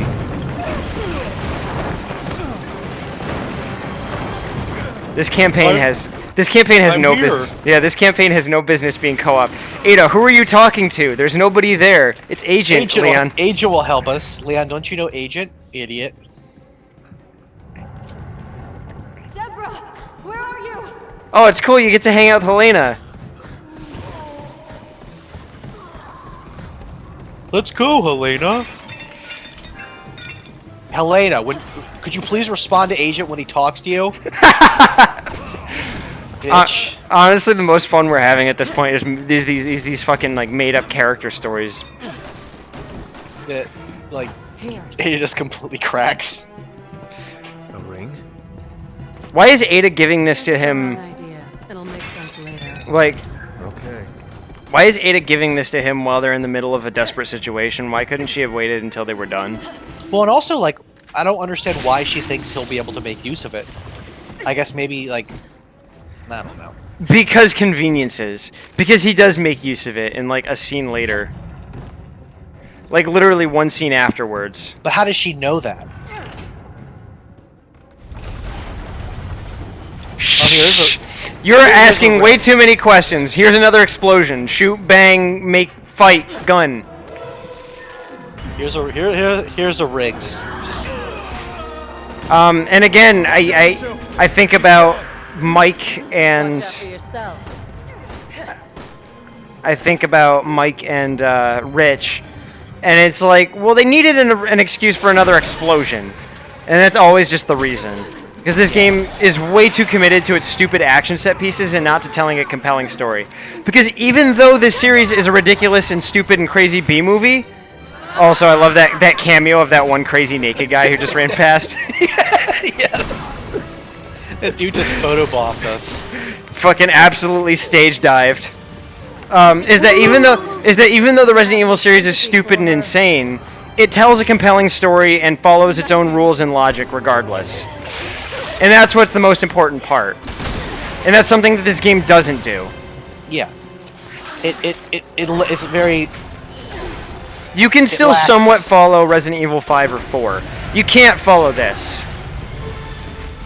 It lacks fundamental principles of storytelling elements, which is what we've been saying from the very beginning. And that's why it suffers. So why does she do a spinneroonie? Like, okay, when she gets knocked down, keep your eye on Deborah to what she does. Okay, she does this, like, weird spinneroonie thing. Oh, I can stab it. That's cool. Like... Oh, shit! Oh, Pound Town! Pound Town! Pound down. That was fucking awesome. See, I love these Pound Town moments, though. That makes it all worth it. She didn't do it there, but sometimes when she's on her back... Yeah, she'll do a spin kick. She'll do a spinneroonie. We call it the spinneroonie, that's what Booker T did. But she does the spinneroonie. Why is she doing the spinneroonie? There's the spinneroonie right there. Yeah, that right there. It's like a ninja move. I know what you're talking about. Is she like a ninja? Did we miss something about Also, that? Ada's dodges fucking suck. They don't carry you nearly far enough.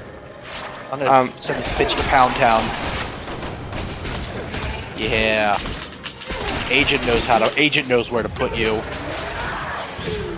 Oh. Yeah, you have to do that really split-second left click. It's really annoying. But yeah, the spinneroonie. I know what you're talking about. That's like a ninja move. Yeah, where'd she learn this? Isn't she still like? I know that she's like a monster now, but do these monsters just have it implanted in them to do spinneroonies now? Like when they know kung fu? Yeah, when the monsters become monsters, are they just taught kung fu?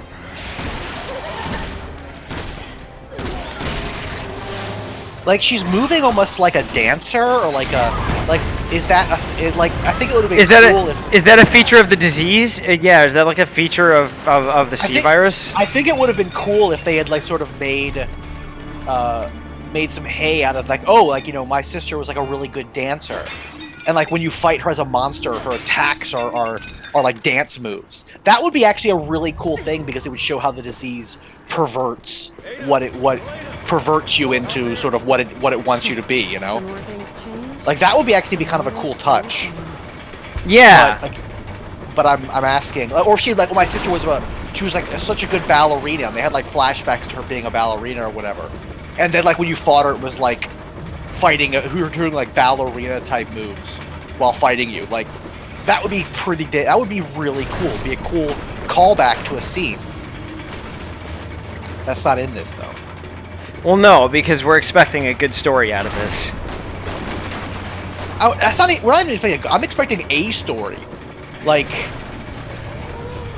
a coherent story would be great.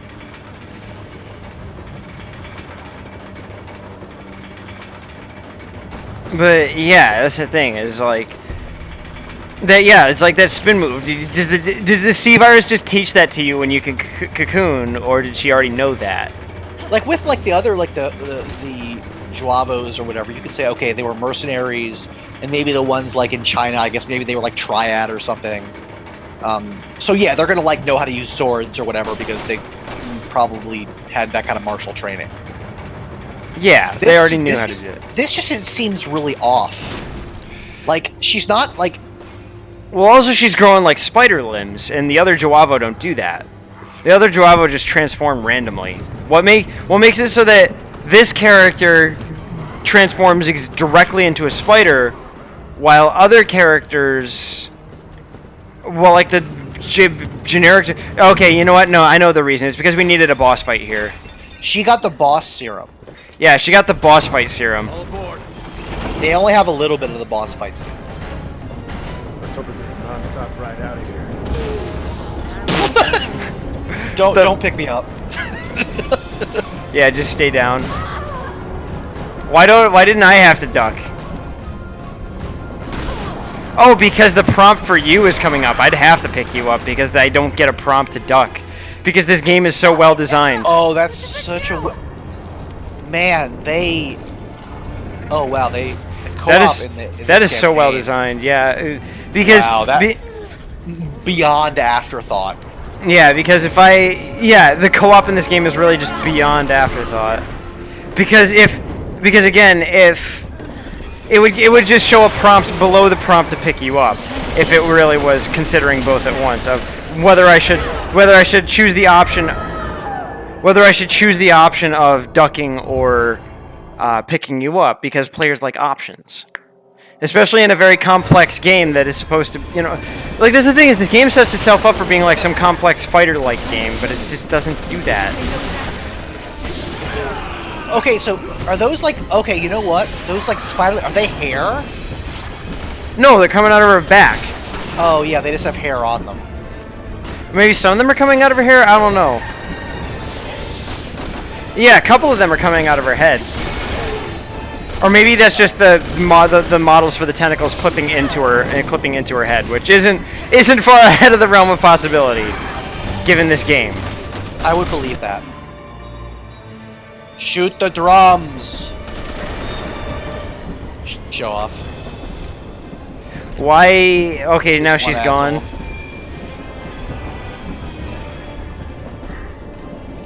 Have you found a single healing item? Oh yeah, I found a few. Oh, lol.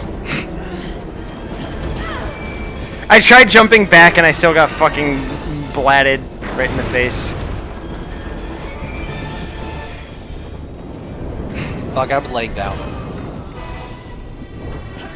Yeah, honestly, just sit down, take a seat. Take a seat, young Skywalker. There's another set Oh god damn it, Helena's big ass head was in the way. There's another set of trash movies that I'm very fond of, despite their trashness, is the prequels? the prequels. Yeah, they're not. They're not good, but they are fun trash. They're memorable films. They're memorable, and that's And that's why that's what makes them good trash, is that you can make fun of them and they're memorable. You can have fun watching them. They're not miserable. They're worth hating. Yeah, they're not a miserable experience because you can have fun watching them, which is the mark. Yeah, which is the mark of a good trash movie. Is that even though it's trash, it is fun to watch.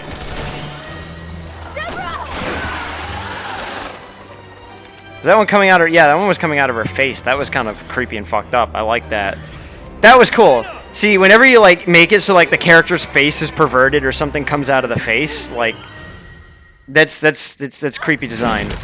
No, Deborah, don't go. We need you. It reminds me of in Resident Evil 5 where it's like, no, I won't lose another partner. Not until I avenge your death. No part. Yeah, no, and like he saves Sheva from being pulled off the plane by Wesker. Not another partner. Never again.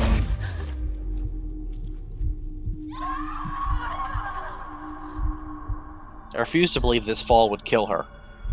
No, because that would be implying that we are very effective killers. We are not.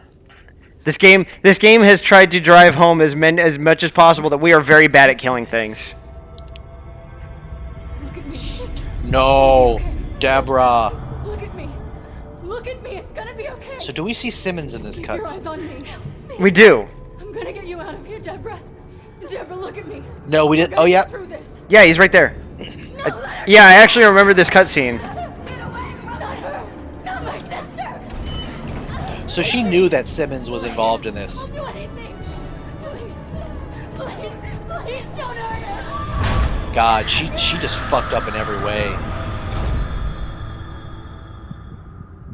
I didn't know what else to do. So I helped him. I mean, you deserve to hang for your crimes. I helped Simmons breach the president's security. I can't believe we have to watch this twice. I hate this. That sounds like Simmons, all right. I think we can go easy on her, and life in prison is probably a suitable punishment. Long story.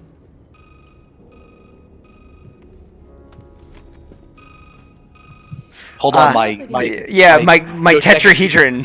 My tetrahedron is calling me. In a very dangerous game. And Man, there's a reason phones are flat. It's because it's an efficient design for your fucking pocket, you dumbass. Well, she's got hers is like really weird. It like changes size. She's got like a pouch for it. It's like see it like does weird. Oh, it folds up. Come down here and I'll show you. I think I'll pass, but there is something I'd like to show you. More games. Not quite. Just something I think you would benefit from knowing. Again, she looks way too white. Yeah, there's no. I don't understand. Like when you see why. her face from the side, her eyes are just a little too wide. Yeah, she looks 100% white. Whoever they did to be the face model is a white person. Or at the very least, a very, very, white Japanese person, not a Chinese person, which is what Ada Wong is supposed to be. Yeah, she's definitely. Oh, she's American, but she's American Chinese. Yeah, she's Chinese American, but that's the thing is at best they got a Japanese model to do this. They could have at least gotten someone from the correct part of the world, but no, she looks for some inexplicable reason she's white in this game. Yeah, she's either white or like very light-skinned Japanese, but either way, it's not the correct demographic, is what the point is. Yeah, it's mostly her face, because even in the other games, like, she doesn't look, like, stupendously Asian, but she looks enough to say, okay, this is an Asian person. Not in... Like, Chinese Asian, specifically. Yeah. Not in this game where it's like, oh, you have the features of somebody from, I want to say, like, Southern Europe, and it just really sort of throws you off. Yeah, well, it's like when I look at her face and you look at it for long enough, stop turning, you bitch.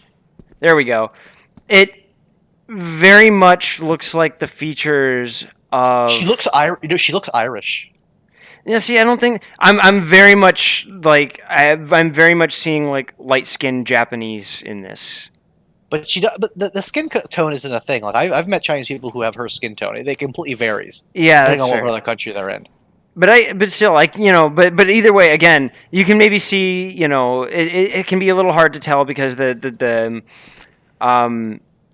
eye shape is endemic to a few parts of the world, because that's not just because you can find that in Japan, but you can also find that in certain, like, more certain Slavic places as well. That eye shape is not too uncommon. Well, she just, to me, I mean, she just comes across as white. Not Chinese is the main point. Yeah, not Chinese. Whereas in Resident Evil 2, the 2 remake, they do a decent job of... 2 remake's fucking great, but then again, we're Yeah. comparing this to a good game. Again, our mistake. Yeah. Oh shit! It's a Packers fan. Watch out. Oh no. Okay, we're now fighting an average American. Be careful. No, there's 2 of them. There's 2 average Americans. Oh god. And now is a perfect time to pull out my, Oh, he's actually going through! That's fucking hysterical. Look at him, he's actually trying to slip through the fucking bars. That's adorable. Oh my god, we gotta stop this Packers fan before he's able to get through. Okay. And he ran out of cheese. He's dead. Yeah, he ran out of cheese. He's good. He ran out of cheap beer and chicken wing dip. Yeah, cheap beer and racial animosity. Holy fucking shit. I was not expecting that joke. Holy shit. Look out. Shit, the thing. Look out, he's making a charge. Okay, just calm. Remember, you rely on your training to survive this battle with an average American. Oh no. Oh no. He's gonna kill you. He's gonna crush you with his weight. Ha! He just fucking stepped over you. That was adorable. It's okay, he's got a lot of body fat. That's what makes throwing incendiary grenades so effective.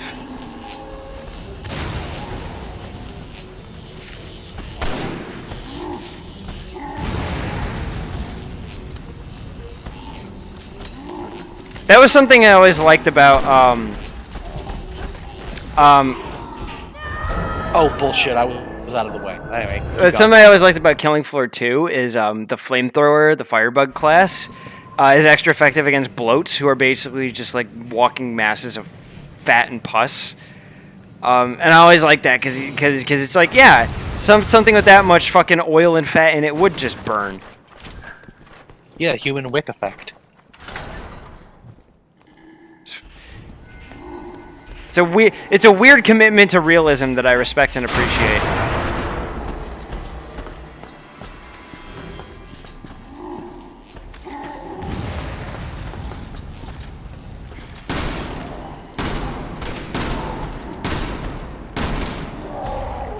Is he dead already? No chance. I did shoot him a bunch of times.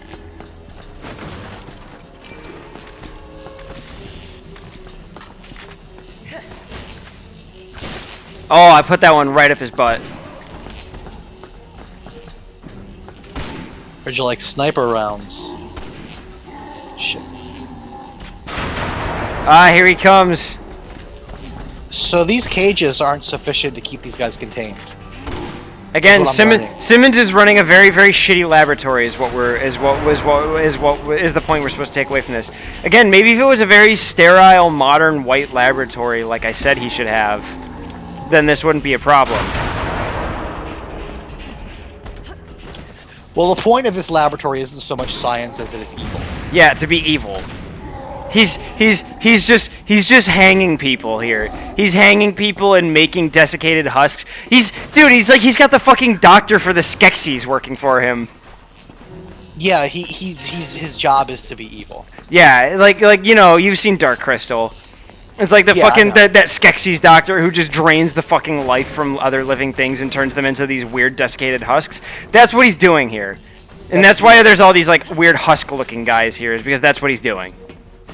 The point is evil. Okay, oh, there's something over here that I can't pick up. And It's also not real. immortality. That Because that was the point for the Skeksis, was that it was immortality. First order of business? Finding a key. Well, maybe the key is on one of these Packers fans. Oh, it's over here. It's this asshole. I can't pick it up because I'm imaginary. I got it. Well, now we need to kill this Packers fan. Oh, that's adorable. He's gonna try to fit through again.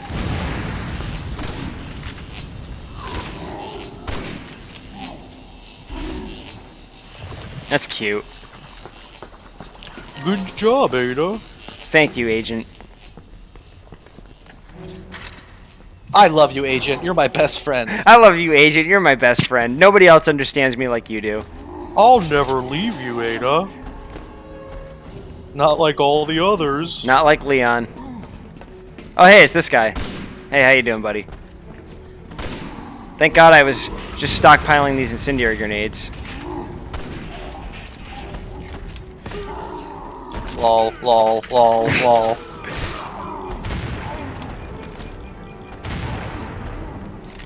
Ooh, am I gonna take him to Pound Town? Yeah.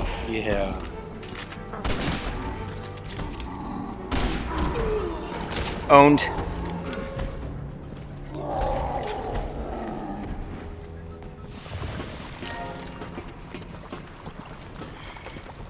Leon, tell me you didn't jump down that chute. That is kind of a funny line. Oh no, I've always loved that about Ada, is that despite the fact that she's always doing a dirty job, she is obsessed with sanitation. It's... Fuck off! It's... how are we supposed to react to that? I mean, I did, but that gives you so little time. But yeah, I always love that about Ada's character, is that she's a character, and she's like, yes, I like to be clean, because dirty things are gross, and I hate them. I just like the idea of the reference to the fact that jumping down the chute is probably a really bad idea. But Leon just does it. Because he's Leon. Because he's Leon, and he's a fucking brave man.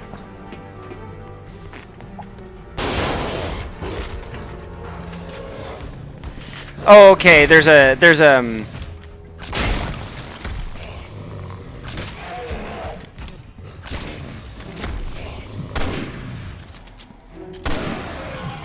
there a thing down there that I can't get to?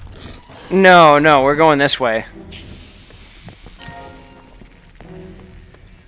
There's an action prompt when you get charged by those assholes that you can do.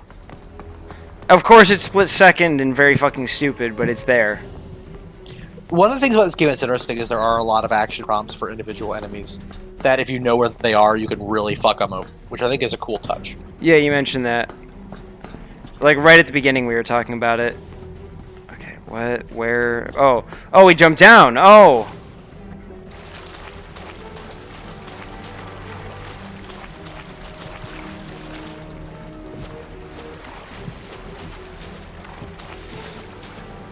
There you go. Once you hit a checkpoint, I'll just teleport you. Alright. I've actually been pretty lucid this whole time. I haven't been absolutely chugging like I did last time. Which is for the best. I have a statistics exam tomorrow, and I'd rather not have a headache, or, for that matter, even bad sleep. I've already been getting bad enough sleep as it is because my mattress is so hard. I finally just decided I would get a mattress pad and have a softer bed to lie on. So I'll have that by tomorrow, and that'll be wonderful. That works. Yeah, mattress pads are great. I got about 10 years ago. I got a really expensive mattress. I was like making mattress payments for like a while, but it was really worth it because I've slept perfectly ever since. Yeah, well, that's the thing is the mattress. Probably shouldn't touch it.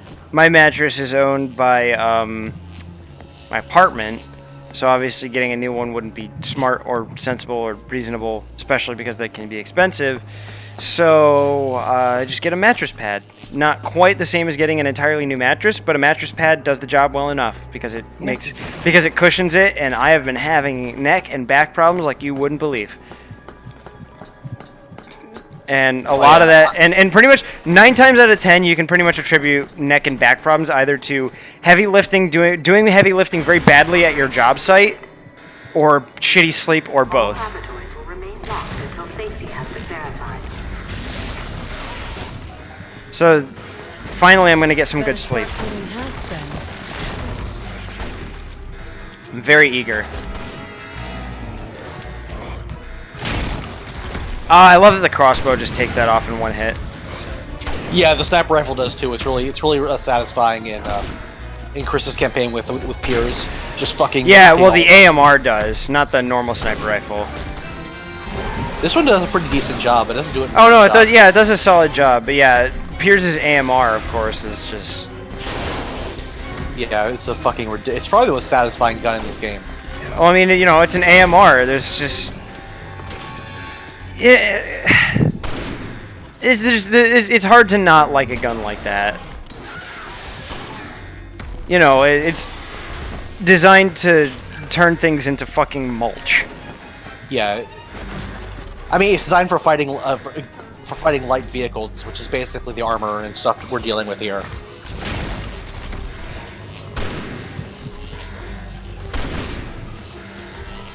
I mean, the guns they should be equipping people that go into situations like this with. I mean, like, you know, you've played or seen enough Halo, right? The battle rifle in that game, the normal, the standard combat rifle, is like 30 caliber, like a 308 rifle. It's a 308 automatic rifle with a 60 round magazine. You know, just saying. Yeah, fuck it. Also, the shotguns, the shotgun that they use is 10 gauge double aught buck. Again, just saying. That works. So you know, the lower the gauge, the higher the bore, right? I know a little bit about shotguns. Yeah, the lower the gauge, the higher the bore. Which in your bore is your barrel size, your barrel diameter. So those are some big fucking shotgun shells. Because you know what they're fighting? They're not fighting other people. They're fighting aliens with energy shields. Finally. Yeah, they need like crazy punch power. Like in situations like I feel like the BSAA will be armed with guns. Yeah, that are arming them with completely shit like different. that, like 10 gauge shotguns and Yeah, they would have, 308 like- combat rifles. And with the only like, reason we haven't developed those like in real life is because there's no need for it. yeah, and that's the thing is if they needed to develop next gen small arms with like highly advanced recoil systems to fight these things, they would do it because that money is worth it if it saves lives. Yeah, they'd be using like they'd be having like auto firing, rapid fire shotguns that use like crazy flechette, rounds Yeah, that shit that fucking causes tear like through severe flesh. severe internal bleeding and hemorrhaging. Yeah, I mean, like they would be using different sort of. Someone remembered. She turns to Agent. Thank you. You're welcome. I'll always remember. He's like, wow, yeah, I don't remember this party. But yeah, fucking. That's the thing is the BSAA would be either funding, manufacturing, whatever, their own small arms. Yeah, they wouldn't be using small arms that are designed to fight other humans at long distances, which is what the standard 223 and 308 rifles. Well, 308 is for long. 5.56 is for mid-range. Yeah, 5.56 for engaging people. For engaging people in numerous combat situations, you'd want to have this shit designed for particular purposes at particular ranges, like crazy. They'd have different bullets, like bullets that did different things, like Yes, that, it like was quite. they would be doing things. They would not. Okay, be on, question. like, Call of Duty. Well, correct me if I'm wrong. But why is Simmons revealing this to Ada? You're the one behind Neo Umbrella. Why is Simmons getting all defensive? Wasn't his goal to show her this? Never be foolish enough to show his cards. He and his family want one thing: To stabilize and sustain the system they've created. but you want to destroy it. And the world will blame you.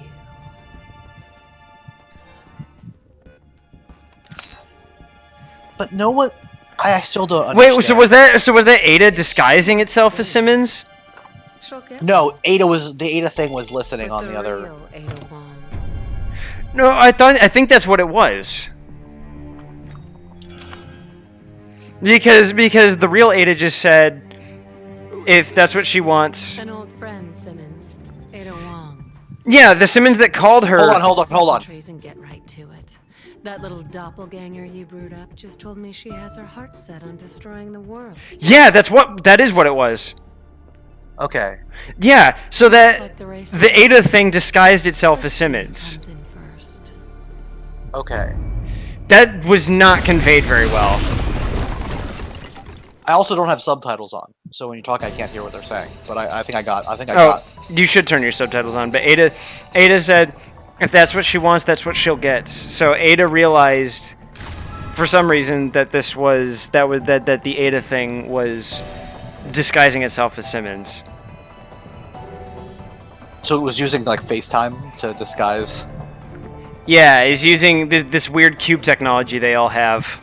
So that's why Ada got involved in all this, because the Ada thing is like doing things. Well, Ada was contacted by the real Simmons at first. Or no. That was the Ada thing as well. So this was the first time she got in contact with the real Simmons. Yeah, and she sent him a message like, "Hey, I'm gonna cut the I know what's going on." Okay. Yeah, I'm gonna cut the bullshit. Your little science experiment wants to destroy the world. And he's like, what? Nani? Honey. So yeah, what were we talking about before that? Sorry, I didn't mean to cut you off. That was just terrible. I had to point out how terrible that was because of how improperly conveyed that whole thing was. I don't know. It's not important. Nothing's important. Oh yeah, weapons. Also, okay, because isn't Ada 3 up next? Yes, Ada 3 comes after Ada 2. But yeah, they would be designing, manufacturing, or paying for the design of small arms that are usable and viable against these things. Yeah, they wouldn't be giving their people 9mm handguns. 9mm full metal jacket. Yeah, they wouldn't be giving Handguns. them 9mm full metal jacket handguns. They would be giving them there would finally be a use for a Desert Eagle, is all I'm saying. Yeah, it wouldn't just be A meme gun, which is literally meme what it's gun. made for. Yeah. It's pretty much made specifically because we can, trademark. Yeah, they would be giving them probably. I mean, I don't even know if they would even have a holdout pistol. They may have like a small shotgun or something along those lines. Because, again, you need you need like massive penetration. You need to do as much flesh damage as possible. It's not just enough to shoot somebody for them to go down. You need to do as much damage. You need to destroy it. You need to destroy significant parts of the body. Like with people, you shoot them, then a combination of pain and blood loss puts them out of the fight. You don't need to destroy an awful lot of a hydraulic system to make it stop working. These things, you almost need, like, I mean, you think they, against like things like Ouroboros and stuff, like, they would be using like really ridiculous weapons, like. Yeah, flechette cannons and, you know, like obviously personal flechette cannons. Personnel Even carry more flechette exotic. cannons. They wouldn't just be using like M16s, which is what the BSA seems to. Well, but it's 5.56 rifles, like generic 5.56 rifles. Ada Wong is heading south for the harbor. They're throwing a party for me, and I'm not even there yet. But yeah, like that's the thing is they're using generic 5.56 rifles, when they should be again like in Halo, they're using 308 60-round combat rifles. In Halo.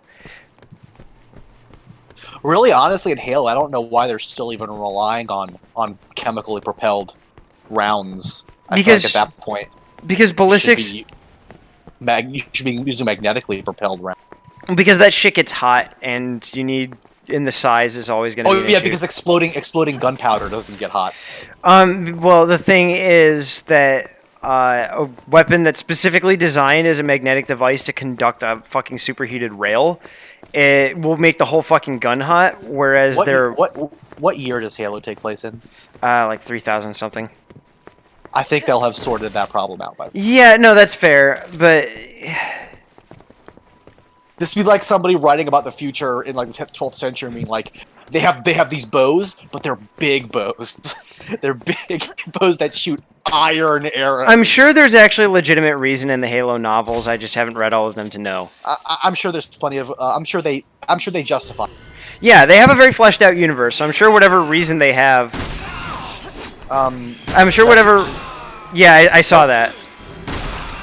Where he jumped on the back of the other.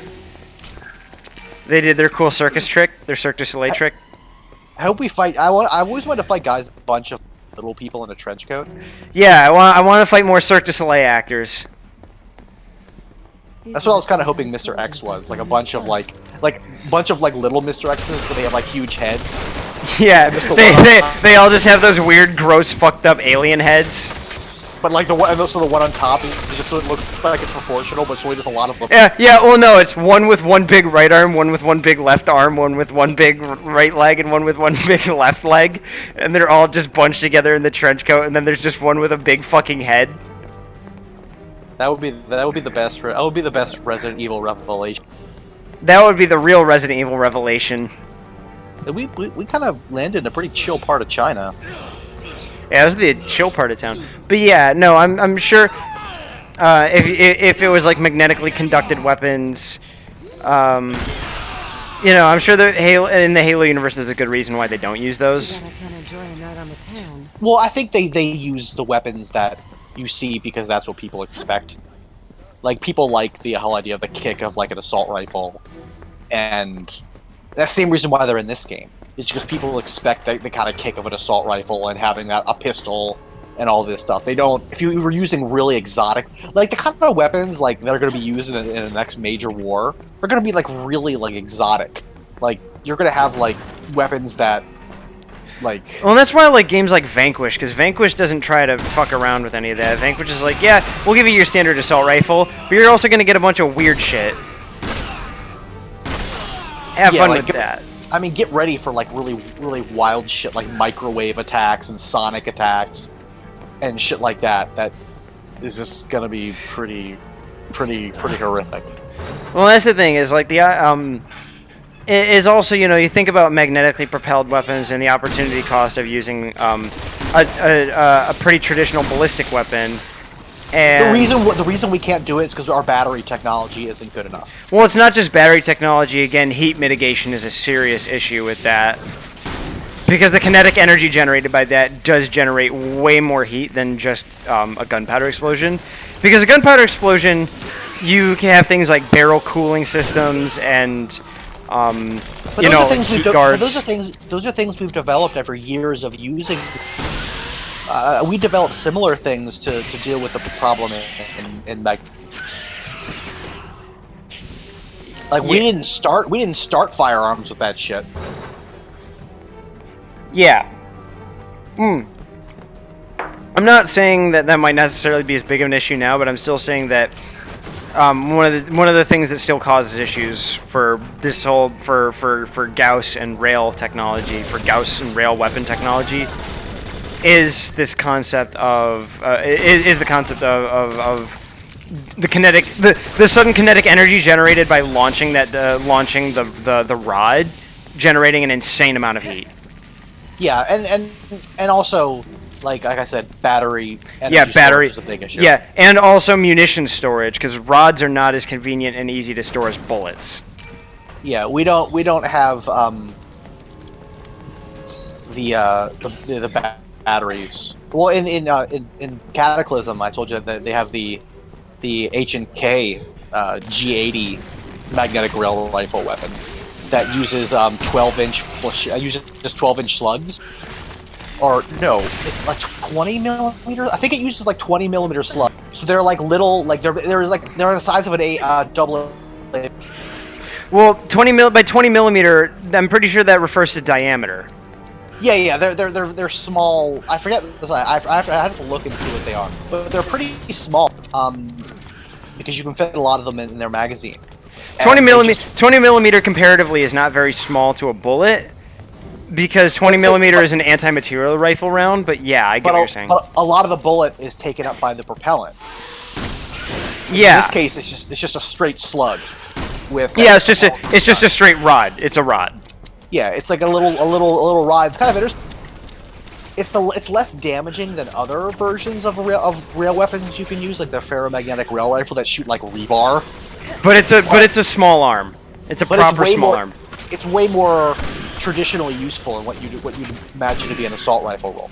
Yeah, it's a portable small arm, which is what you want out of a soldier, because anti-material rifles are heavy as fuck because they need seriously massive heat and recoil mitigation systems inside them. So usually they're carried by special units. And in the case of something like the intervention, like the famous intervention rifle from Modern Warfare 2. That thing actually is 30 pounds. Yeah, it's a big honker. Yeah, so you have special sniper spotter teams each carrying 15 pounds of gear on their backs. Where the sniper is carrying 15 pounds and the spotter is carrying 15 pounds. And those things are supposed to travel for kilometers on end.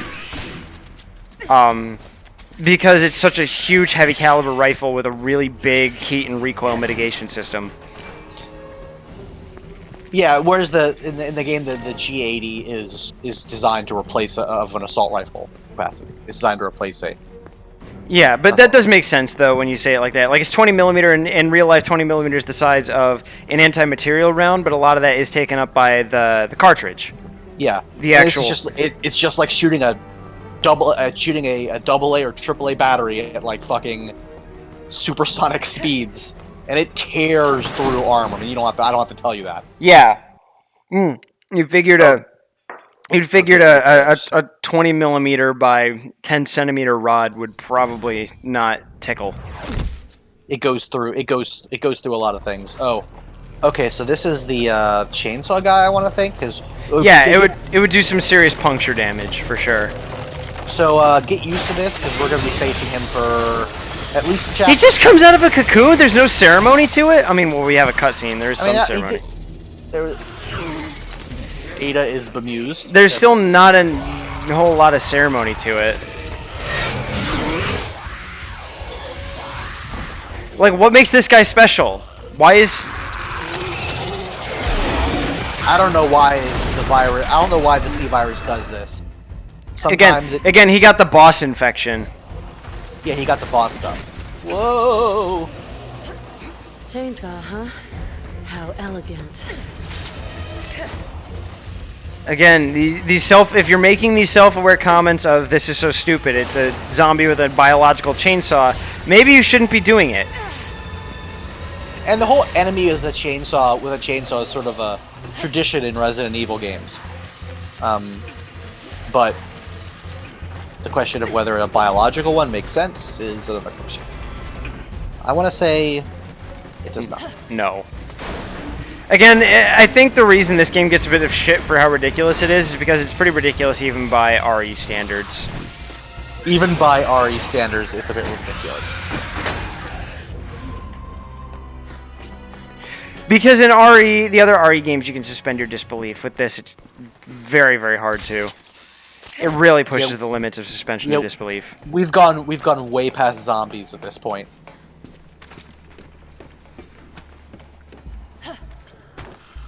Which in some ways is a natural evolution of... Except these guys that are zombies for some reason. At this mess, the whole world's gone mad. Okay, so something I do like is the contrast between the Ada thing and Ada. Because, you know, Ada still has her humanity, and she's very clearly shocked and appalled by this. Yeah, Ada doesn't, like, want this to happen. Like, she's not... You know, she's not evil. Yeah, she's not evil. She's just extremely chaotic. Yeah, she's chaotic neutral. She's extremely independent, but she has a conscience. And she's like, this is fucked up. I've seen some crazy shit in my time. This is wrong.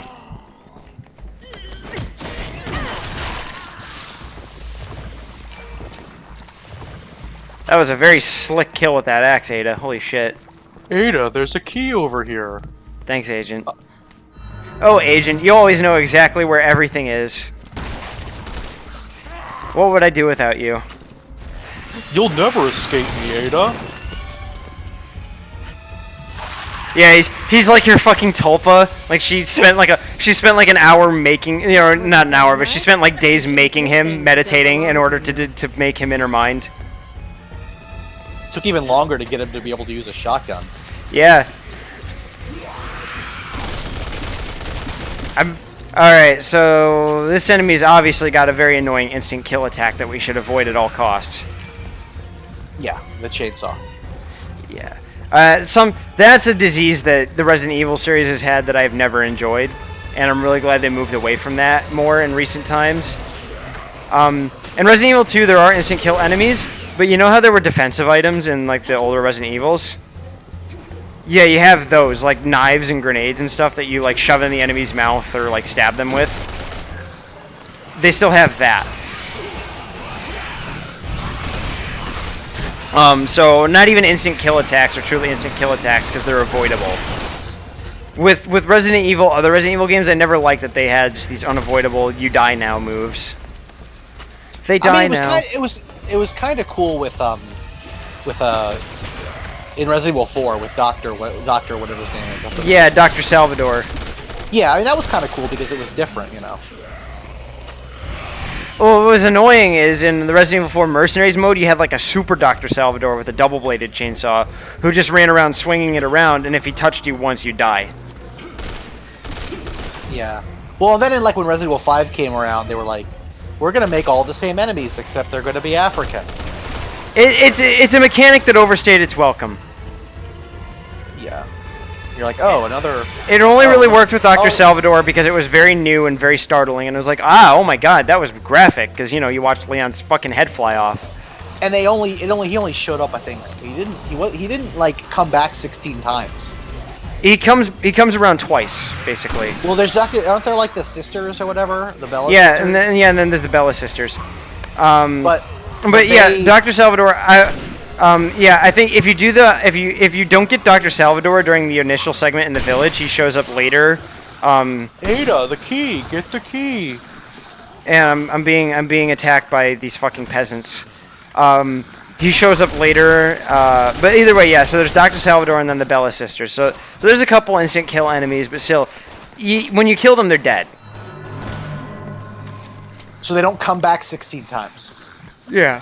I mean, that's the thing, is if you fail to kill Dr. Salvador during the village segment, even then he shows up a little bit later outside a house in the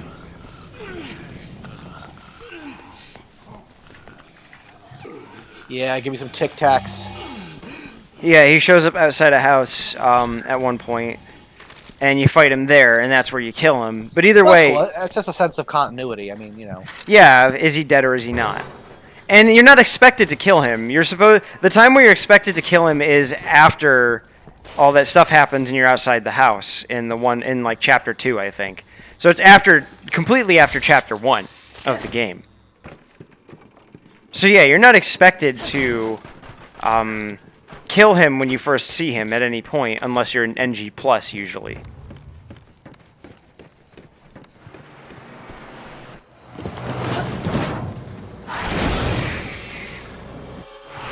I need to be on halfway. My favorite, a small restrictive environment. I don't know how I'm gonna do this fight because I know a big part of this fight is Ada using her grappling hook to get to the other side. We'll see. We'll see what happens. Like what you're doing right there, you used it. I didn't even get a prompt for that. That's awesome.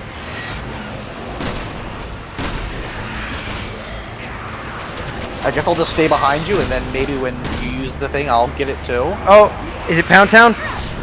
Yeah.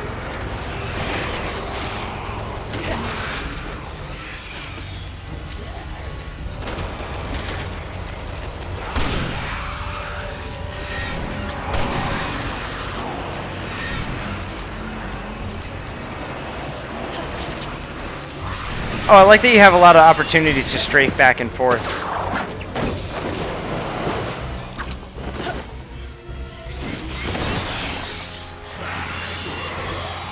Okay, so why is this enemy, like, fixed itself on Ada? Why does he care? Well, I mean, because the Ada thing would clearly design her monsters to want to kill Ada. You know, because that would. Even though the whole point of Ada being here in the first place is that so she can be the fall guy. You know, I'm pretty sure that any monster that was willing to attack Ada would attack the Ada thing. Yeah, and again, the whole point of Ada being here was that so she doesn't die because she's supposed to be the fall guy. Alpha HQ, we got a visual on Ada Wong. We're in pursuit. This is HQ. Ada Wong has been spotted moving down the canal. I mean, this is a pretty cool fight. Like, not the actual fight, but like the cinematic element. And stuff. Like, that was a pretty. Yeah, that was cool because Ada's pretty cool. Yeah. Because Ada's cool. Yeah, Ada's a fucking grade A badass.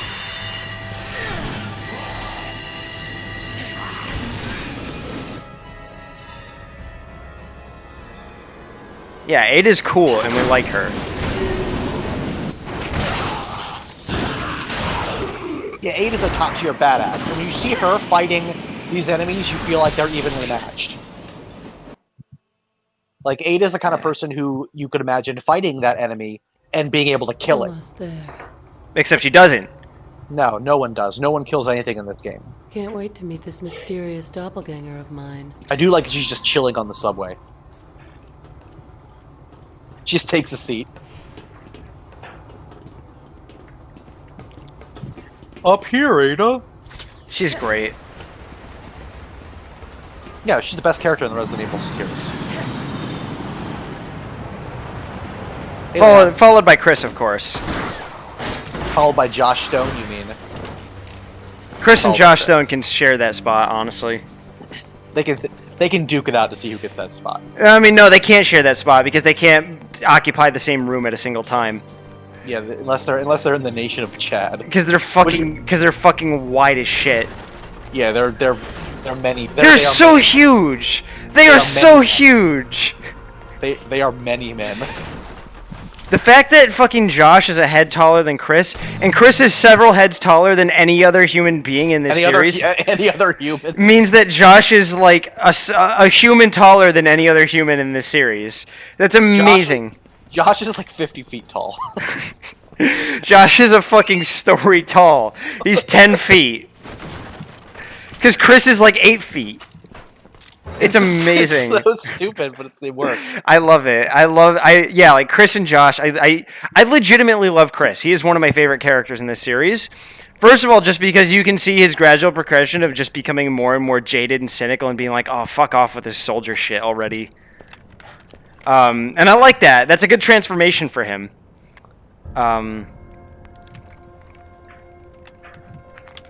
And also just because Chris does the boulder punch. And he punches a He boulder. must be the host of the C virus antibody.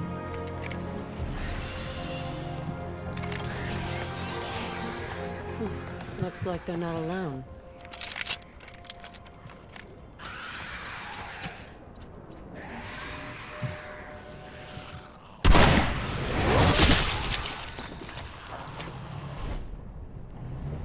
Man, I wish that sniper shot was that effective in the actual game. That could actually stagger them. Yeah. Yeah, or like looked at cool, where it like actually blows it out the other end. This is as good a time as any. Okay, I've got to help. We've got to help Jake and Sherry. I don't know how we do that. We don't actually shoot at anything. We just go. I'm coming. Wait up, Ada. Don't be too slow, Agent, or I'm gonna leave you behind. Yeah, she's like, it's like that weird, like that mental relationship with the imaginary friend where she's like weirdly abusive and he's just okay with it. You can never get away from me. Yeah, don't be too slow or I'm gonna leave you behind. You know what that actually perfectly reminds me of? The relationship between Afro and Ninja and Afro Samurai.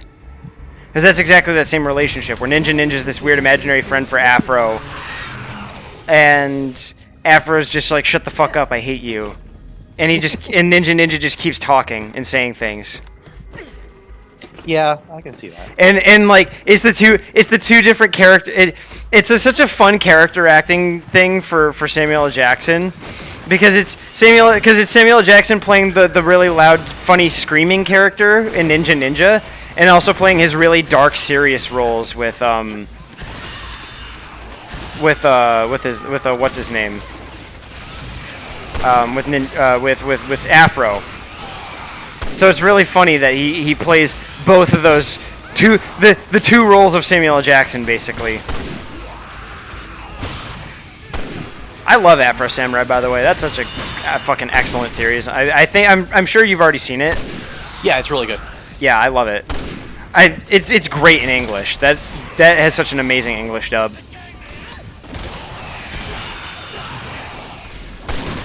Just because Samuel Jackson and I thought it was originally English. I'm pretty sure. It aired in the U.S. on Spike TV, but I'm pretty sure it's Japanese made. Well, it might be Japanese animated, but I thought it was an English production.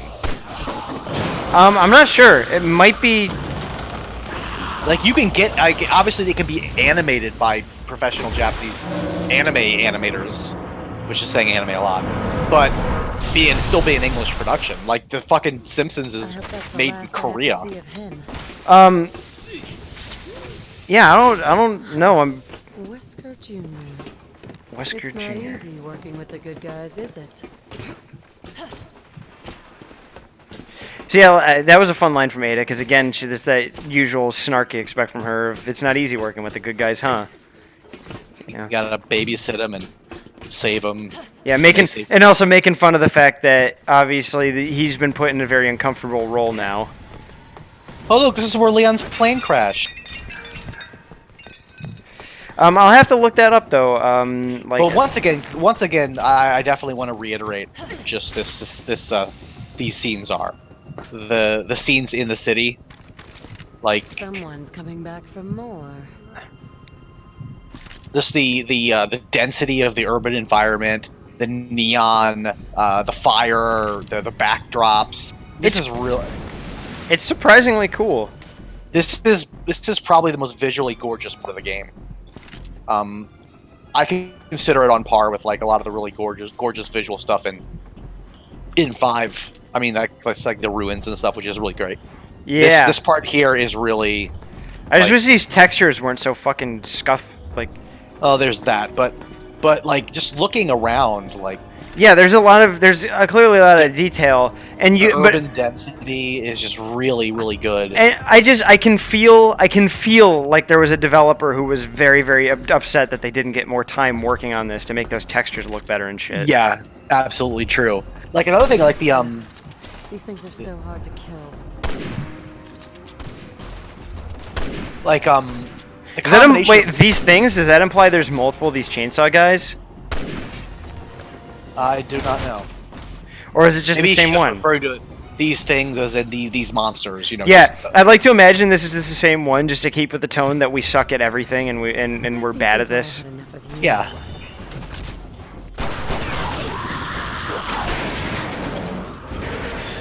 But like, look at the one of the things that really makes this gorgeous is the colors. The combination of orange from the fire with the neon Yeah. really is really cinematic. And again, I have to say it, you can see true inklings of something that developers were truly passionate about and wanted to make at some point. You can see the spacklings of it in there. And it's just so disappointing that we didn't get what they wanted to make. Worst boat ride since the Titanic. Yeah. Because of limitations on budget and time and scope. This is the scope creep that just took the game over, and yeah, the scope creep for sure. it's like, no, we've got to spend all this time in this fucking beat ass Eastern European country.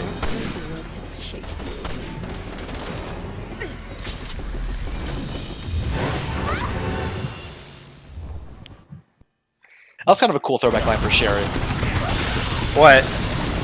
Didn't you say about Sherry, these monsters just love to chase you? Yeah, how the monsters love to chase you, referring to the fact that the G monster in 2 was chasing her. This is Piers Nivens. Ada Wong is moving south towards the military port. Advising all personnel to be on the alert.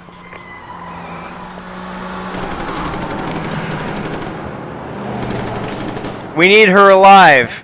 And then they do this. Yeah.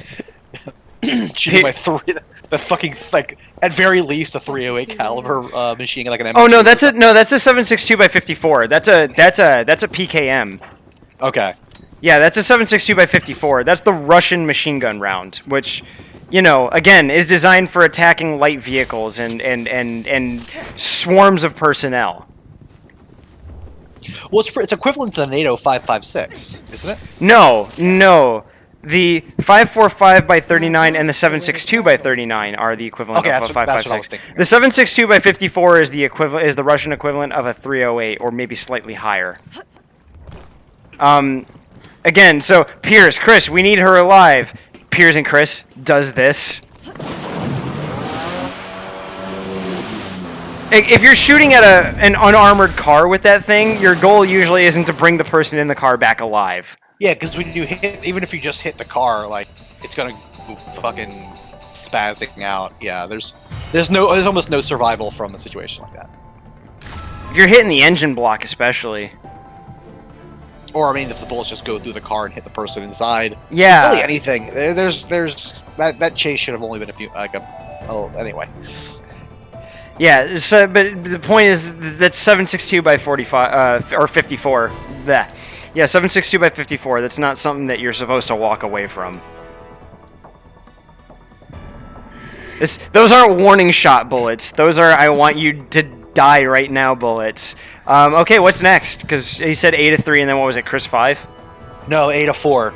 Oh wow, we just go on a full Ada adventure. Yeah, they go on the Ada adventure. Let me make sure though. I'm pretty sure it is. Well, we can always drop out if it's not the case. Okay, now we're on the chat. We're on the final quartet of chapters. So 8 of 4, yeah. Man, we're getting close. Maybe like one more stream of this after this. Yeah. Crazy. Thank God. Yeah. Jesus. This is a fucking slog. Again, this didn't have to happen.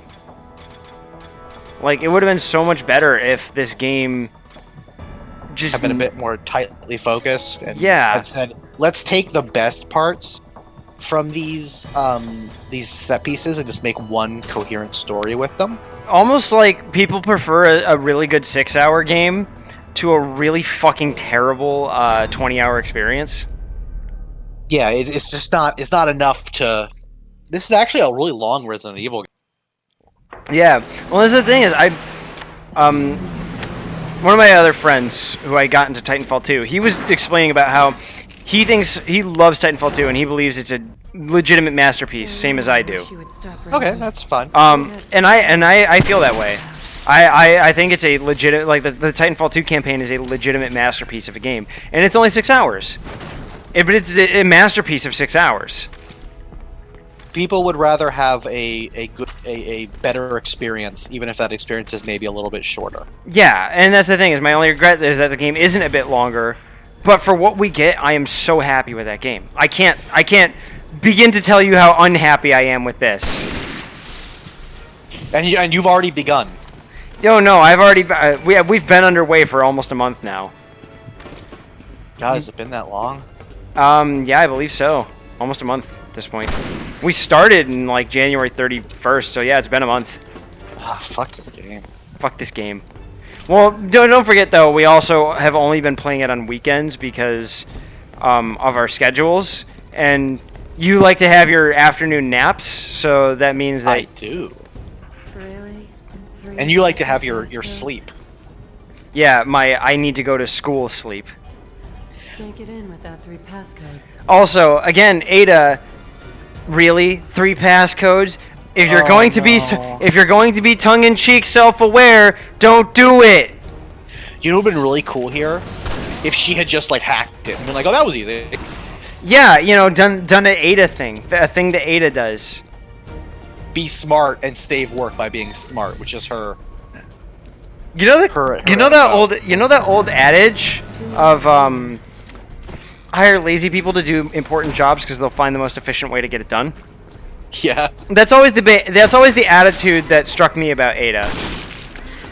I always felt like Ada was a very lazy person at heart, and that's why she uses all these gadgets, is because she's tough, but she works hard at hardly working. Yeah, she does it. She definitely works smart. Okay, I got his critical counter. Yeah, she works hard at hardly working. That's the best way I can think of Ada. You know, you develop tools for the job, and also she's very physically fit and very smart and makes things look easy. But that's just because she has the tools for the job that make it easy for her. She makes it easy because she's so well prepared. Exactly. Whenever she goes into a situation, I feel like she always has the upper hand in that situation. And this is the thing, is when you are... Okay, not going that way. Sorry, Ada, I can't break down doors. I'm in your head. Do you know where I'm getting that voice from? Where? There was an old Christian cartoon called like Davy and Goliath, and Mad TV did a spoof of it called basically Davy and Goliath was like, he was like a little kid. It was a Christian cartoon. Yeah. Or sorry, claymation. And he was like a kid, and like he had a dog, like, "Hey, Davy." And Goliath was his dog, and the dog talked to him and talked like that. Well, Mad TV, I believe, did a spoof of it called Davy and the Son of Goliath, where the dog was telling him to kill people like he was Sam Berkowitz. And so that's why I thought of it. Interesting. Hey there, Ada.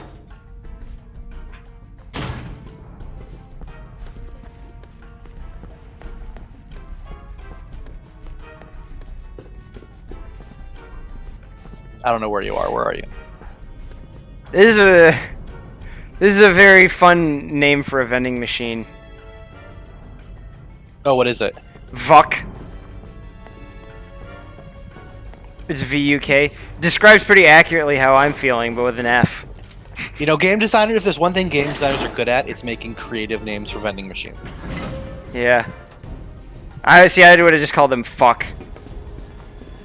Also, oh god,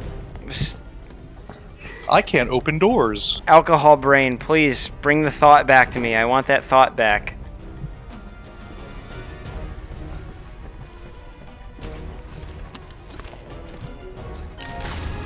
Oh, cool! I got an AR now.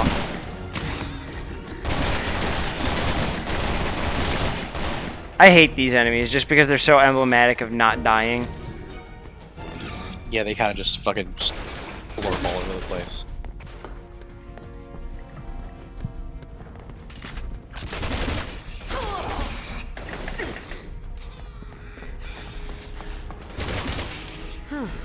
Locked on the other side. I'm absolutely cornered, and I hate this. Something I learned today, Stout was speaking of schizophrenia because of Ada right here. People in different parts of the world of different cultures have different schizophrenia symptoms. Really? In Western cultures, schizophrenics tend to embody the voices as fearful or terrifying or telling them to do bad things.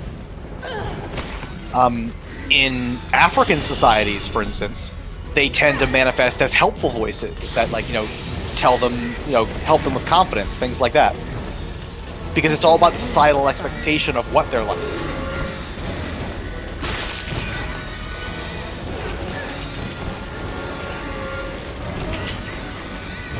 That's interesting.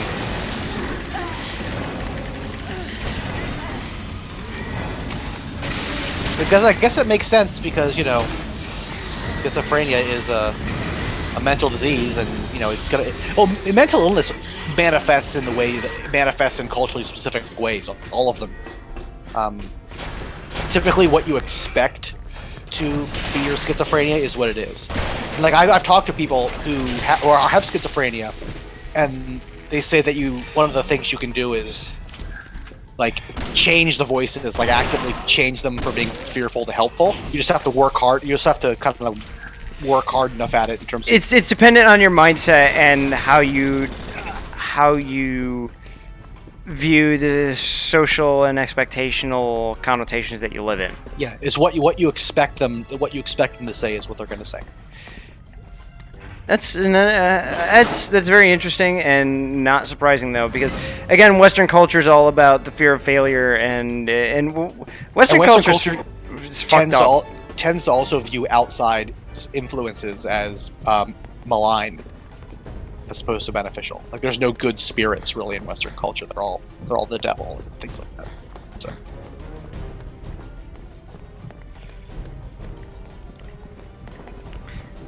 This is very interesting. There was one person on Reddit I was listening to or reading about said that it took her a few years, but she was able to train all the voices to just repeat things like, "You're the best, you can do it, I have faith in you." so whenever she would have any struggle, she would hear all these voices saying, "You can do it, I know you're the best." Wow, I hate this. Fuck off, game.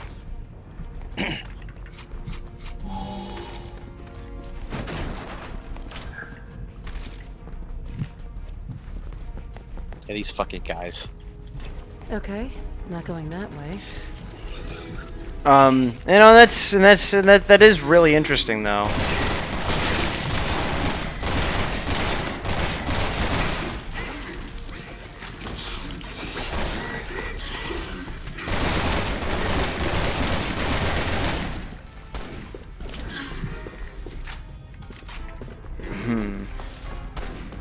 Gives you a lot of food for thought, though. Mm-hmm.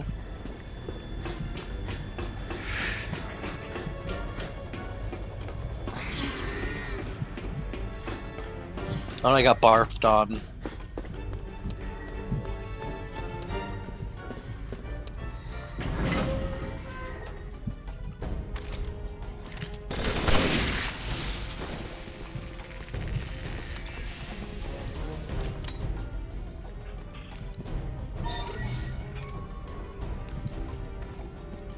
Just one more and I'm golden.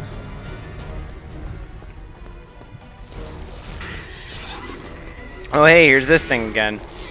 Nice.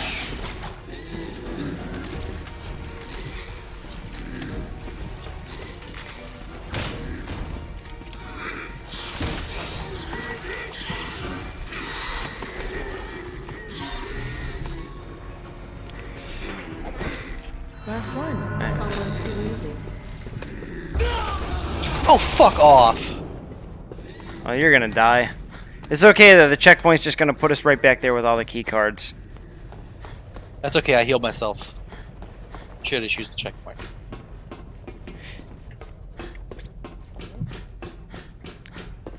Yeah, like what society expects an outside voice to sound like is what it's gonna be.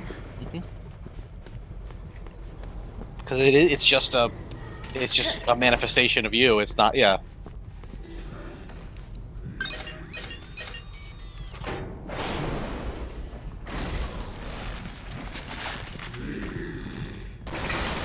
And this is something interesting is, you know, one of my significant others, and you know, at this point, I don't think it's really a secret I need to keep that I'm poly, but you know, on for my stream viewers, anyways. But one of my significant others deals with he had a lot of childhood trauma, so.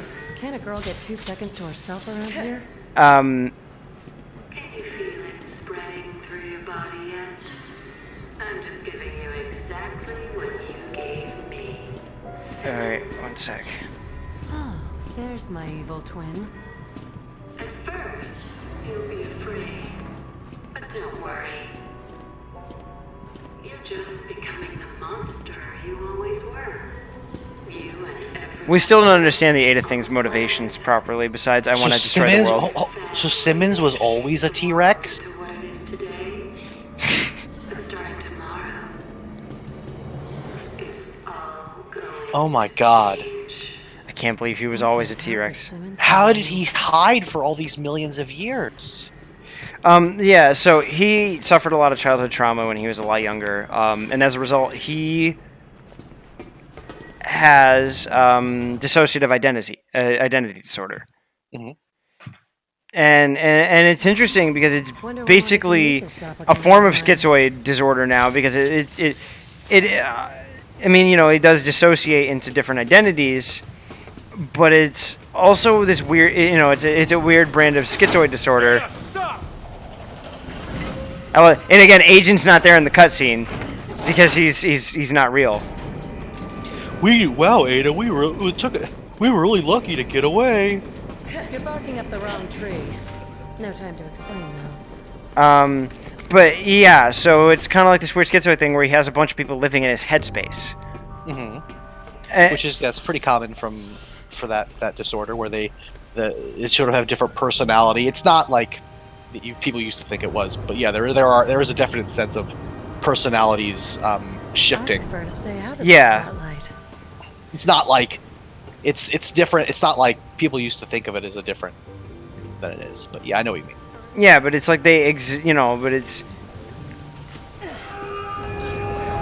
Don't tell me this is gonna be some stupid fucking instant kill. Oh no, but may as well. You know, there's no point in. Yeah, there's no point in getting involved with this. You just run. Hey, a BSAA emblem.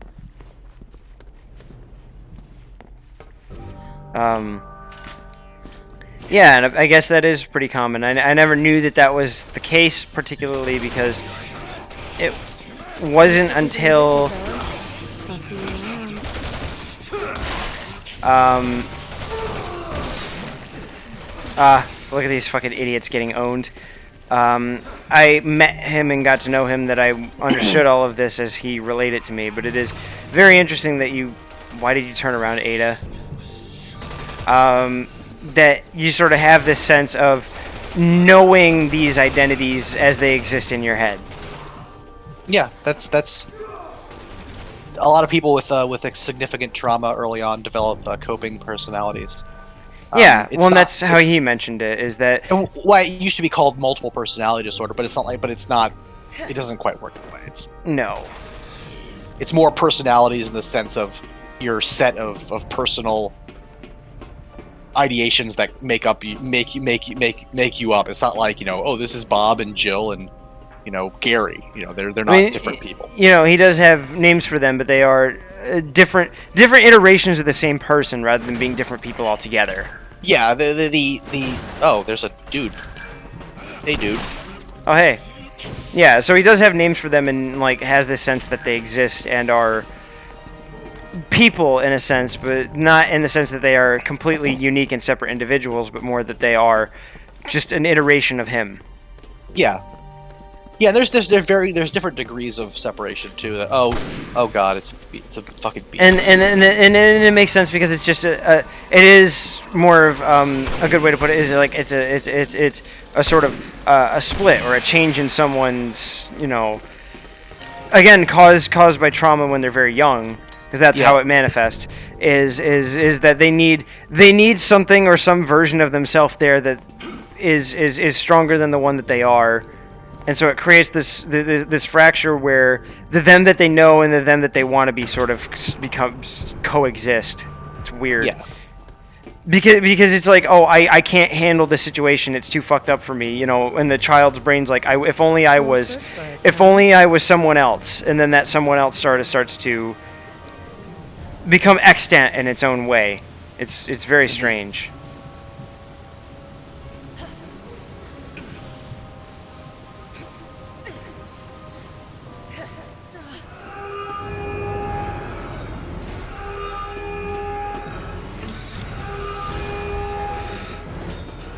A lot of these dudes are already on this ship and just kind of showing up.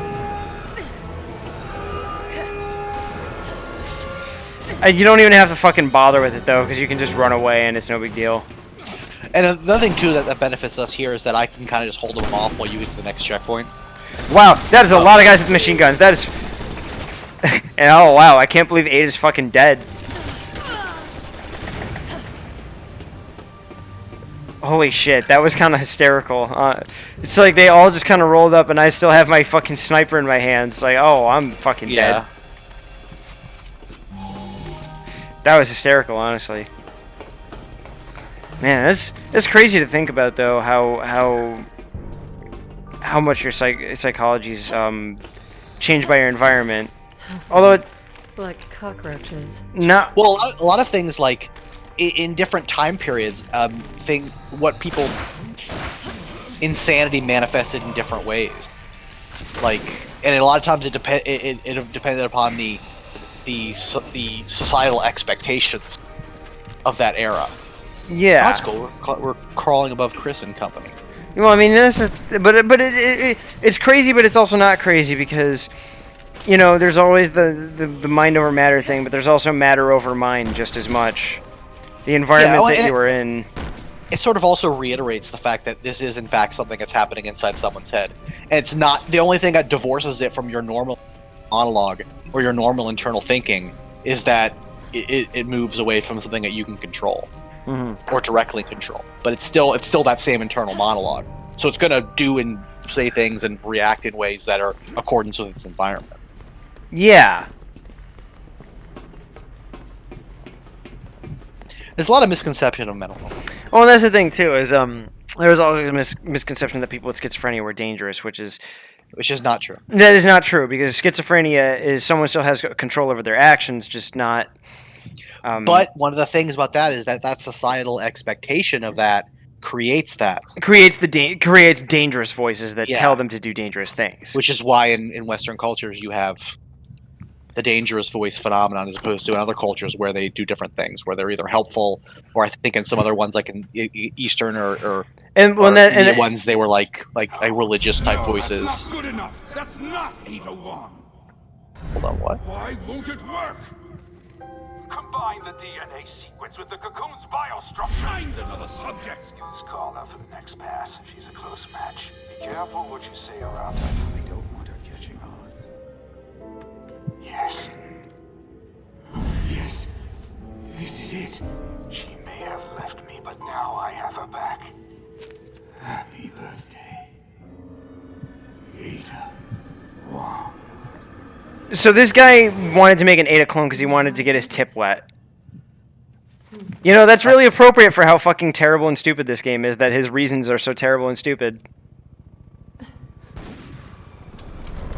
I still don't understand why. I mean, it still doesn't make... Yeah, I guess... He wanted to get his tip wet. That's the reason. Lol. We got it again. Good work. Except it was slightly muffled. Slightly muffled splat. That's too bad for her. T-pose. You can just look down and look at her T-pose. That's great.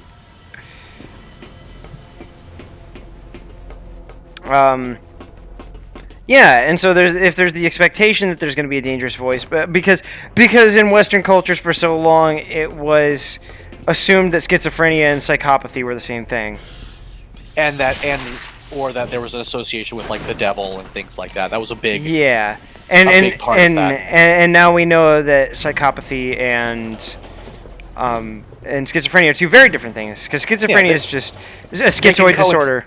They can coincide, but it's what's one of the things about mental illnesses that there's a fully armed aircraft carrier in open that water, not oh far we're from your location. Satellite imaging indicates I'm trying to make sense of this plot. right. Yeah, you should really turn on subtitles. That there's Copy that, HQ. one thing about mental illness is oh my god, we actually go up and see her, is that people who have one mental illness tend to have others. Yes. There's a tendency, which is why homosexuality was taken out of the DSM-5 back in like the 1960s. It wasn't because they were fucking progressive and liberal and they thought it was okay. It was just that because people were homosexual had didn't have a higher rate of having another illness. That's how you fail.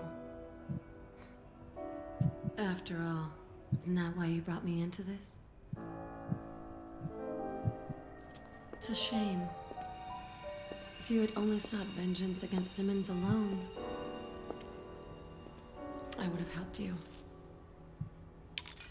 No, you wouldn't have. Of course she's not dead. Because nothing dies.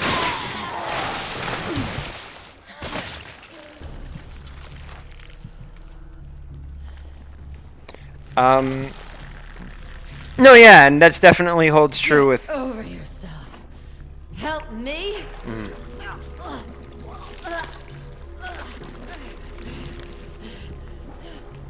I'm the real Ada. I don't need help from anyone. My plans aren't failing.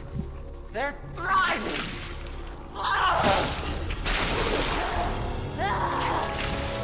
Barfing up concrete was a part of her plan. This is fucking weird and gross. I like this. This frail shell of a society. We live in a society! She said it! She's right, we do.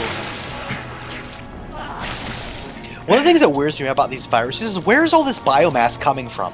Yeah, that's always something that, like when Simmons turned into a T-Rex, I'm like, preservation of matter, where does this biomass come from?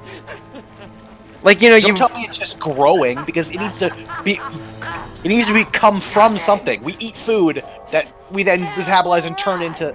And chaos will reign! Chaos reigns. Chaos. Is, in the case of William Birkin, he was actually consuming biomass and spreading it and absorbing it, and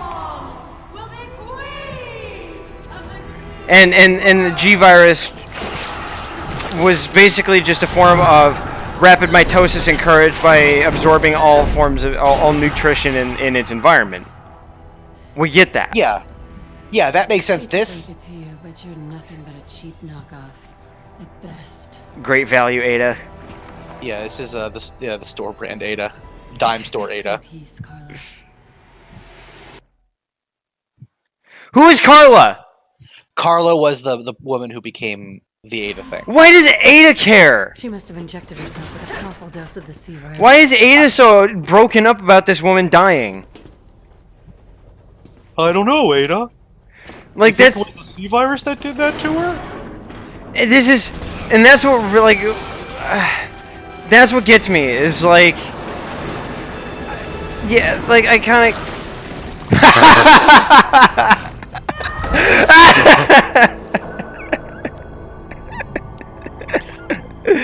Oh god, it's every... You cannot kill that which will never die. I love that we She must have injected herself with a powerful dose. I love that every stream we have, there's always one hilarious death, at least. There's at least one hilarious death. Let's get out of here, Ada. Yeah, but like, why the fuck does Ada care about this Carla person? I don't know. Why does anybody care? It's just it's a very anime thing where like people hear someone's sad story and then they suddenly treat them. You know, that happens a lot. Yeah, it just I don't like that. It's annoying. That annoys me. Because no, you're not. Shut up. Hi. You don't know how hard it is to be Ada Wong.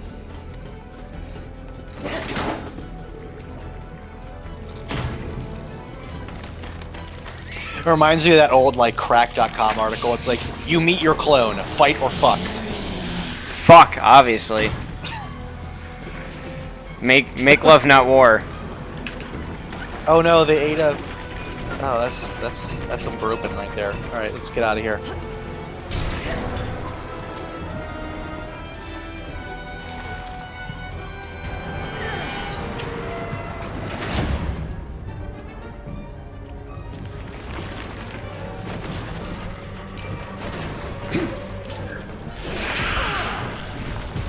Oh, hey.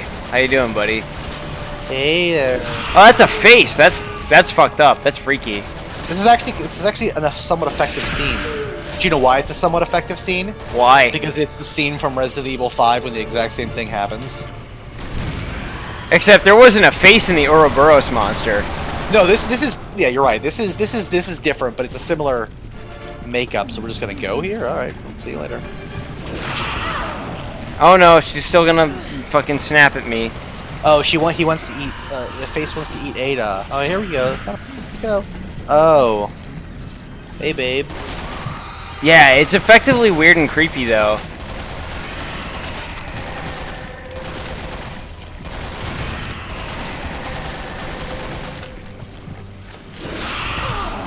How do I get past this?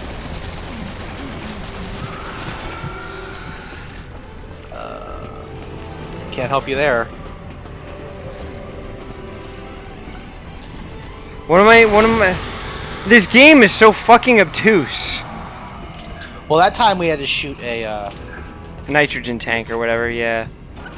That's just being stored on the ship for some reason. God damn it. I mean, wasn't there lava on the ship? Yes, there was. This ship is apparently just transporting the natural elements of this world. Bye, Ada. I've returned. You can never leave me. You can never get away from me. Yeah, speaking of mental illnesses and terrifying schizoid voices. I mean, you think it's cool to have Agent following you around, but then you can't sleep because he screams all night long.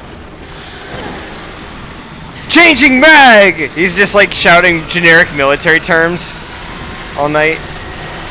This is fucked up and weird and creepy, and I hate this. That's messed up.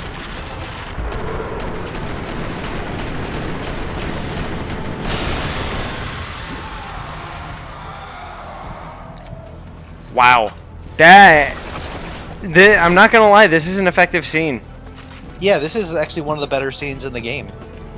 This is all really fucked up and weird and creepy, and I hate it. It's really gross, and it's unnerving, and it kind of gives the Ada thing appropriate send-off. And since this is the first time we're actually engaging the Ada thing, it hasn't overstayed its welcome. So this isn't the 6th time we've done this. Yeah, we haven't had to fight the Ada thing. And yeah. Well, I mean, and again, with the G virus, it worked because we were fighting it in iterations in which it grew gradually more powerful and more fucked up. There were different boss fights. Oh, this is weird. Yeah, this is fucking. Oh no! It's time for you to shut up, Carla. Get your Tic Tacs, Ada. You're not the real Ada, honey.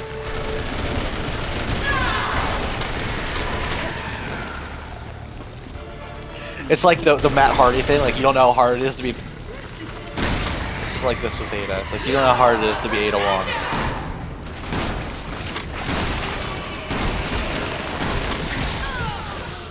Where is this coming from?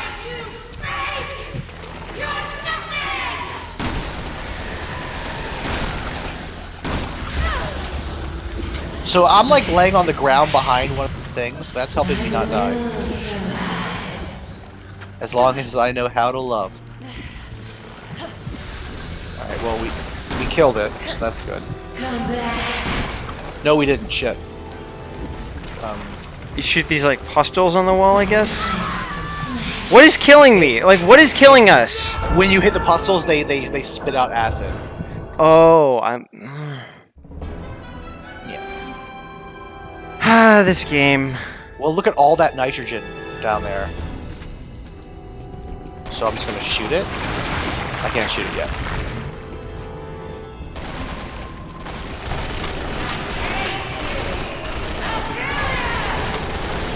Yeah, this is all effectively fucked up and weird, though. So big, and yet so emotional. It's time for you to shut up, Carla. I don't. So Where is this coming from? So it makes those So when its eye hardens over, that's when it's getting ready to shoot its shit at you.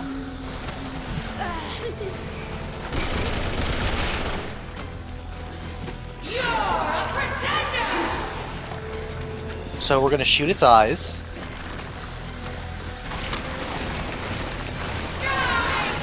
Okay, and then it. Oh, I see. And shoot these pustules all around.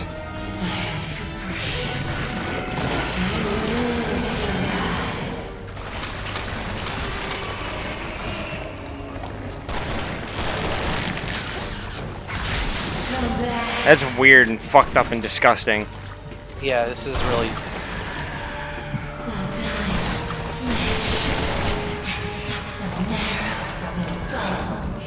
You're getting kind of witch here, lady.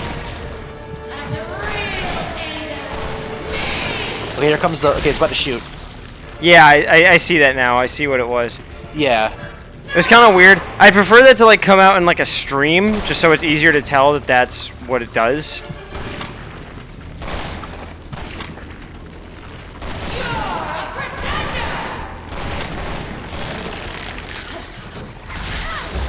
Oh, fuck off.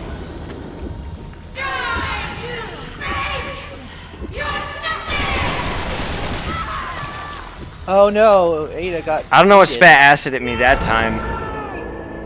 Maybe it was the thing I was walking at. It's not. Whatever. Once we're done with this one, I'm gonna go to bed. By the way, once we're done with this chapter. Yeah, that makes sense. Gotta keep shooting its eyeballs. And then we'll finish the game next time, probably. So what I would do is you can actually use that as use the cover. So big, and yet so emotional. It's time for you to shut up, Carla. Like you can use the pillar as cover, which is I'd recommend.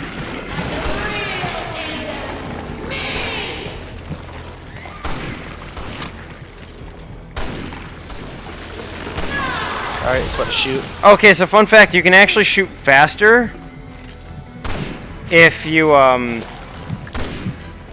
go into cover, leave cover, and then go back in. Or like you use S or A to pop out, then pop back in, then pop back out, then pop back in. And you don't have to bolt the rifle if you do that way. Okay, I was hidden behind cover and it still hit me. You have to actually leave. You have to actually go back into the middle of the cover.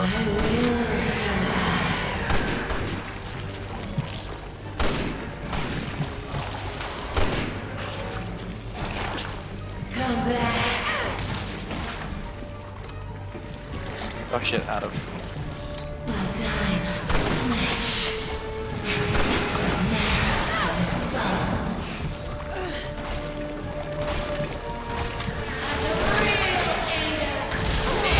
This is fucking terrible. Again, it's starting to overstay its welcome just because the boss fight is so obtuse and terrible. What well, like when you're in cover, you have to go back to neutral cover in order to survive it. So like you have the cover where you're like leaning out. Like you shouldn't be able to see her at all. You have this fucking fake thing moving around.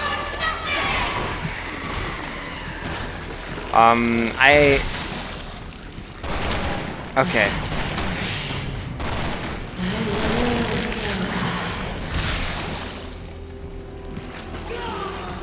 Yeah, you have the fake Ada moving around. And yeah, those pustules, when they break open, will also damage you. That fake Ada walking around. This is a problem that this game has that really bothers me. Is that they're never just content to have you do a normal boss fight. They always throw these fucking trash mobs at you too, just to make your life more inconvenient.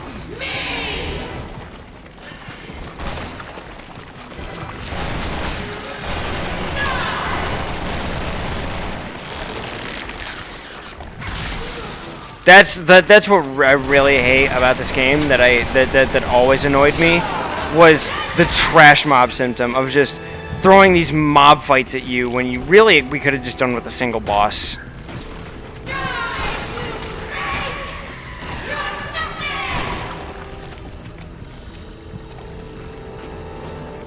And like that would have been fine. We didn't need all this.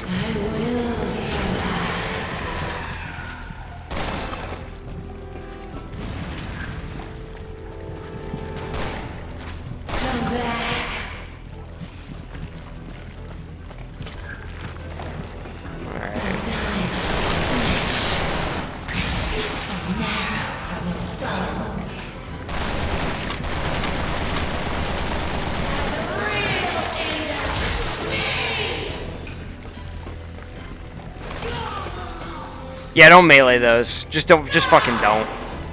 Well, I went to go shoot her, and well, It's giving me a lot of ammo though.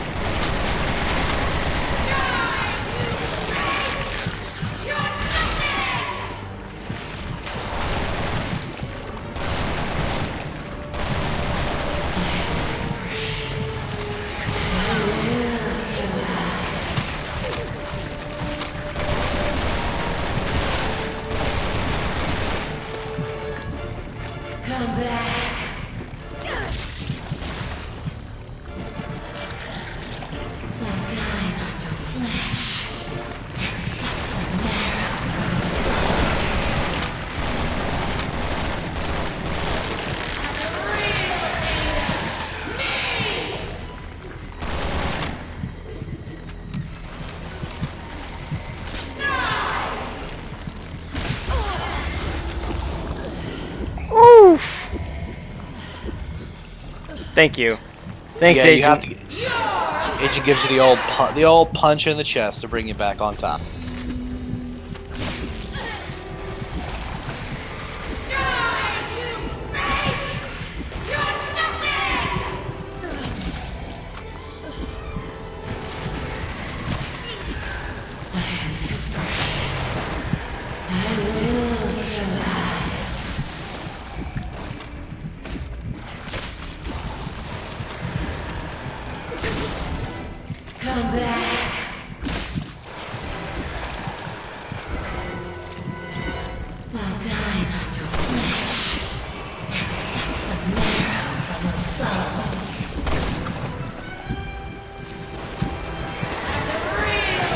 Definition of an overstayed welcome, right here. Yeah, like, are you? Are you done yet? Are you fucking done yet? Maybe you have to shoot arrows at it. I don't.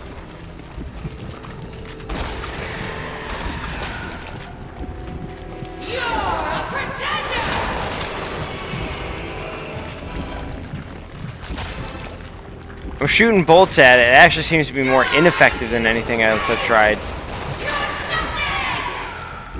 I'm getting really tired of hearing these lines. I'm running out of ammo.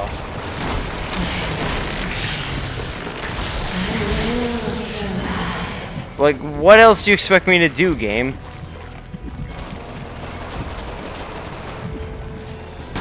Come back. Are we supposed to shoot all these pustules out?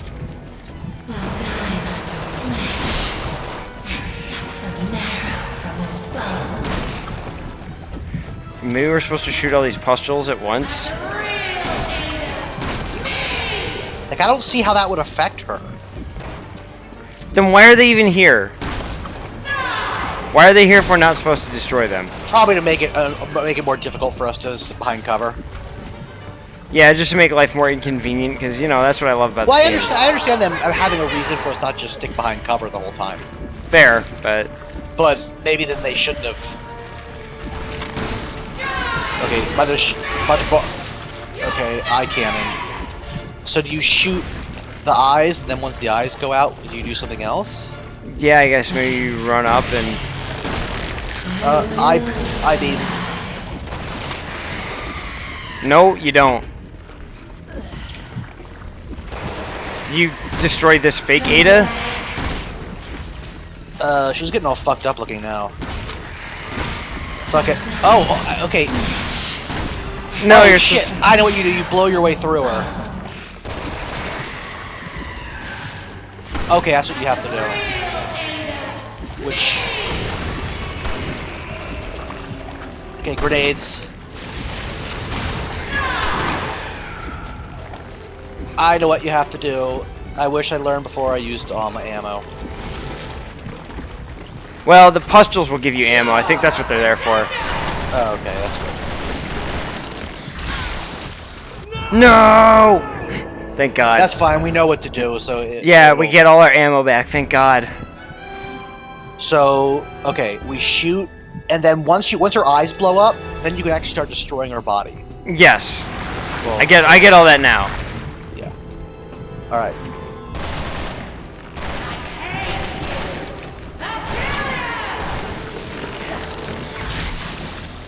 So big, and yet so emotional. It's time for you to shut up. Ow. Okay, so now we fucking toss grenades at her. Now we go running through like a madman. Oh, we can't. Oh, it heals very quickly. Okay.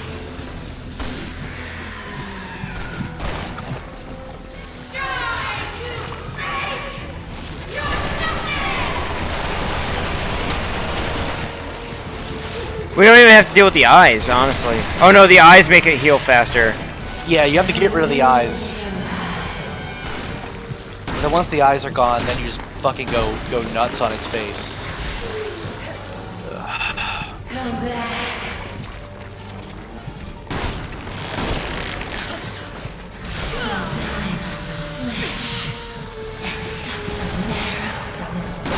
Okay.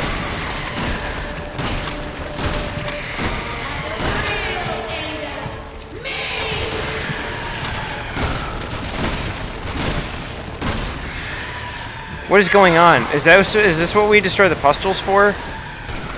Is to prevent the healing? This game is so obtuse.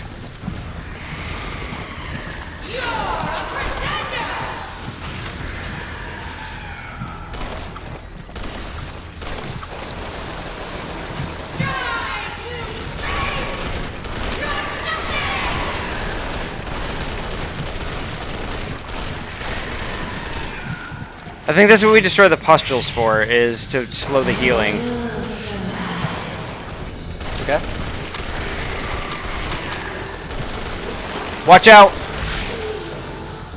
Come back. Again, I don't really know though. I don't know what this game is trying to tell us.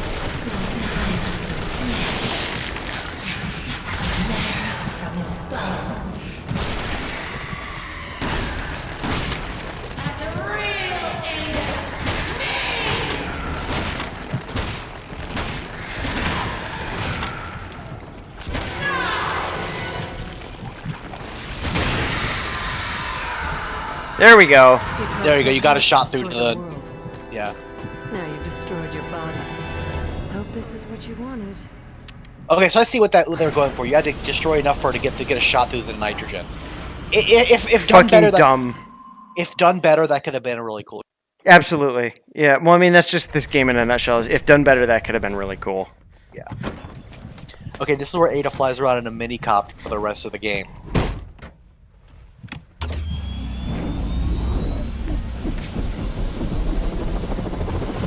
Remember the Dragon Ball? Remember the Boo saga in Dragon Ball Z, Yes, why? where Videl flew around in a helicopter for a little while? That's what this reminds me of. I'll let them clean up Carla's mess. Except they don't. Because they are terrible and stupid and they ruin While I it. take care of Simmons. Because Chris is just so ineffective in this whole series. He just does nothing right. Because he's not a hero. I still can't get over the fact that there are two separate aircraft carriers. And Again, this is a really well-funded terrorist organization. What the hell? they have multiple aircraft carriers. Is it ever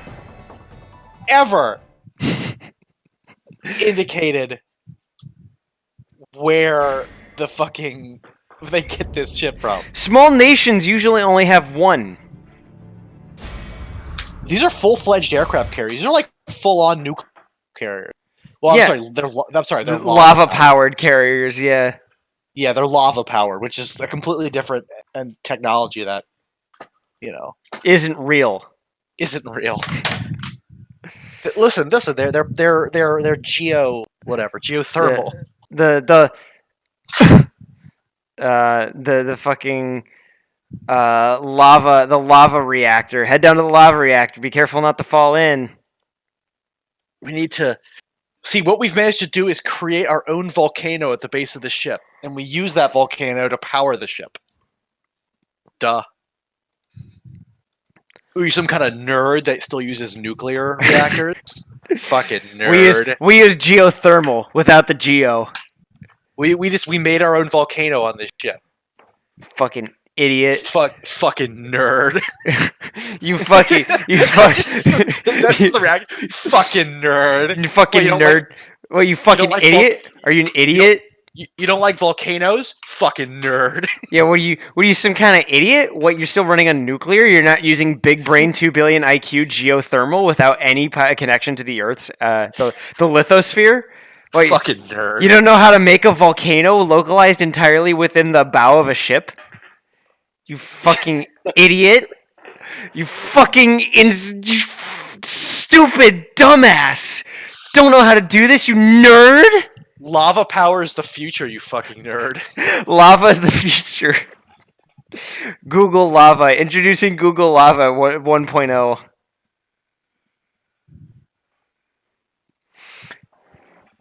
Don't worry, though. Within 5 months, Google will completely discontinue all service for it. Yeah, it's fine. That's just the natural life cycle of these things. That's the natural life cycle of a fucking Google product, honestly. Yeah. I'm amazed Stadia's not dead yet. They're still trying. I don't understand why it's not dead. Oh, it should be soon. They're really, really trying. They said, don't worry, guys. We are going to keep supporting it for like a year. For years to come. For years to come, we're going to... No, you won't. No, you don't fucking lie to your audience. Don't fucking lie. You're going to discontinue that. You are going to discontinue support so hard once you realize cloud service was ill-advised. And it's amazing because Microsoft is already in a beta phase where they're leaps and bounds ahead of anything Stadia tried. Yeah. Once again, proving Microsoft is just the fucking bomb right now because they are just killing it with their technology. Yeah. I'm so impressed with I'm impressed with the turnaround Microsoft had because there was a phase in from 2012 to 2015 where I just had no faith in them or their products. Yeah. And then they turned that shit around super hard. I love buying shit from them now. I'm impressed. I'm impressed with how hard they turned around. Yeah, they do a good job. And then they'll release the next Windows OS so we can go back to hating them. Yeah, yeah, absolutely. These come in cycles. Yeah. Well, I hear that part of the reason for their turnaround is they got a new CEO or something. Okay. Around the 2016, 2017. Hard for me to say. I'm not going to go look it up right now. What I am going to go look up, though... oh, fuck. I forgot. There was something that I said I was going to look up earlier when we were talking about it. Oh, yeah, Afro Samurai. What came first, the dub or the sub? Afro Samurai. Wikipedia.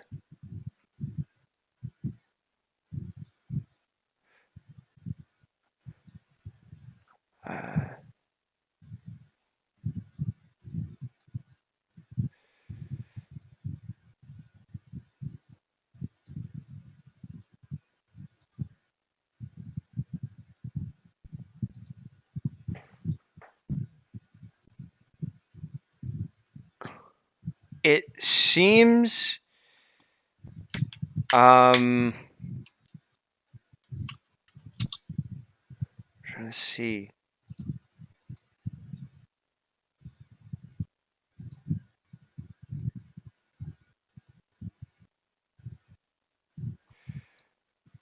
Yeah, it's hard. I don't know.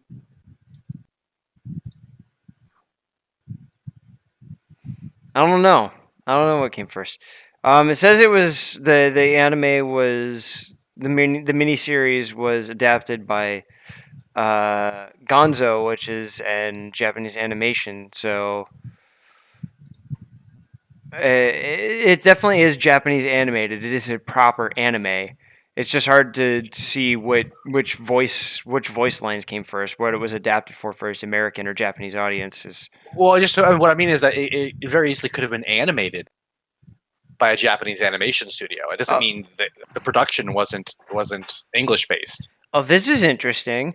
On June 12, 2015, the Chinese Ministry of Culture listed Afro Samurai among 38 anime and manga titles banned in China. Now, why do you suppose that is? I'm curious. They have a lot of weird hangups on violence. Is it? Yeah, it could be violence. It could also be the fact that in Resurrection, his father's a zombie. And they have really, really, really strict cultural beliefs about undead because they think it's extremely blasphemous and gross to represent any form of undeath because that's seen as disrespecting the dead. That makes sense. I mean, that's why skulls are extremely taboo in China. Because it's also sort of a representation of undeath when you show it in that sort of context of like somebody wearing skull paraphernalia. China's got some weird cultural hangups that I can't get behind. You know, I respect them as a culture. We have our own weird hangups, so everyone's got their weird hangups. To us, they're not weird; they just make sense. Yeah, that's just because that's a cultural thing. That's just a cultural boundary, you know. Because they'd be weirded out by the fact that we are so blasé about skull representation, or you know, skull paraphernalia and stuff like that. Or probably just how much violence is in our culture. Because they have a. I find their aversion to violence kind of hand-wringy, though, just because of the fact that they also have implemented a lot of systems to encourage young men to join the military. Well, that's a different sort of aversion to violence. Like a violent, like there's a completely different cultural association between encouraging young men to join the military and being okay with a graphic media displays of violence. One is something that they do to just because that's what they do, and the other one is it's a completely different can of worms. I don't know. I guess so. Because 99% of what you do in the military isn't violent. Like you're not blowing people's heads off all day long. No, of course not. And I you know, I'd know that better than anybody. But it's just like I do find that very strange because of the fact that they are in many ways a very militant culture, and yet they have that sort of very culturally taboo thing about excessive violence. I found that strange. There's a difference between like they don't glorify violence in the same way. Like one of the reasons why Fist of the North Star is a very Chinese story is because it portrays violence and power as a tragic thing. Which, you know, makes sense because it's about kung fu. And kung fu is a very Chinese thing. That's a very there's a very in like Chinese like kung fu movies, like there's always a sense of mournfulness with power. Like it's never like it's not. Like I said, I've described Fist of the North Star as a power nightmare, and that's a very Chinese way of looking at it. Like I mean, like what's an example of a good Chinese story? Like when Leon and Microsoft had to go. Fuck you! I hate you. I can't believe you fucking went there. Fuck you. Fuck you so much, dude. God damn it! I can't believe I can't believe you did this to me. I can't believe you did this right before bed. Right before bed, you did this to me. I can't believe you. You're so ridiculous. And his pal Microsoft. Ada flying around seductively, and he backhands her because he believes that she is not the real Ada. Which might be the best 2 panels in comic history. Oh God, are they? Hang on. Yeah, can you find those for me and send them to me on Discord just so I can? I sent them to you a while back. Yeah, but I don't think I'll be able to find them anymore. Hold on, let me just search for Microsoft. Resident Evil Microsoft. Okay, hold on. Okay, that gives you the right thing. Let me. Proper Chinese storytelling. The Resident Evil 2 manhwa is okay. So I just searched for punches, and that brought me right to it. Oh my God, I can't fucking believe this. So you just looked up Resident Evil punches or something? In our chat conversation. Oh, right. Okay, yeah, that makes sense. Okay, yeah, this is such a okay. Yeah, I'm just gonna download this real quick. Yeah, save image as and save that to downloads. There's just so much tragedy in this scene. Yeah. So then we'll add a new image source. Yeah, it's very important. It's very important that we keep this. Add a new image source and browse. Right there. Okay, yeah, there it is on stream for you to see. There it is. That's a scene from that's canon. This is Resident Evil canon now. This is canon that Capcom would very much like you to forget, but we'll never forget that they let a Chinese manhwa artist do this to their beloved IP. Oh yeah, and here's an associated line. Overcome with grief, Leon charges an overwhelming amount of ki into his fist and punches God. Ada tries to persuade him that she is real through a combination of supernatural flying and more seductive posing. She wraps herself around his back, but Leon denies her identity and punches her. She cries. She cries. This.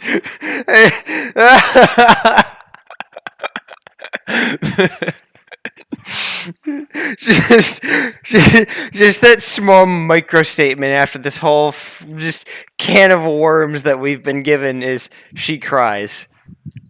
I mean, who can forget some of these really like iconic... Who can forget who can forget the time Ada cries? The one and only time she ever cries. I mean, who can forget these iconic images from Resident Evil? Like when Leon had the giant gun, the giant like. Yeah. I'll throw that up on screen too. Yeah, I'll just save that image as that. Yeah, right there, and we will change this properties, browse for a new image. Yeah, so that right there, this is also canon. When Leon just has a, giant fucking David Cronenberg gun. It was very important that he stopped God. Yeah, so he had to get a gun from a David Cronenberg film and just shoot it a whole bunch. Yeah, you remember when this was about zombies? Yeah. I'm looking back what I said about this scene. The dude who wrote this had clearly never played a Resident Evil game or even had one described to him. He probably wasn't even from Earth.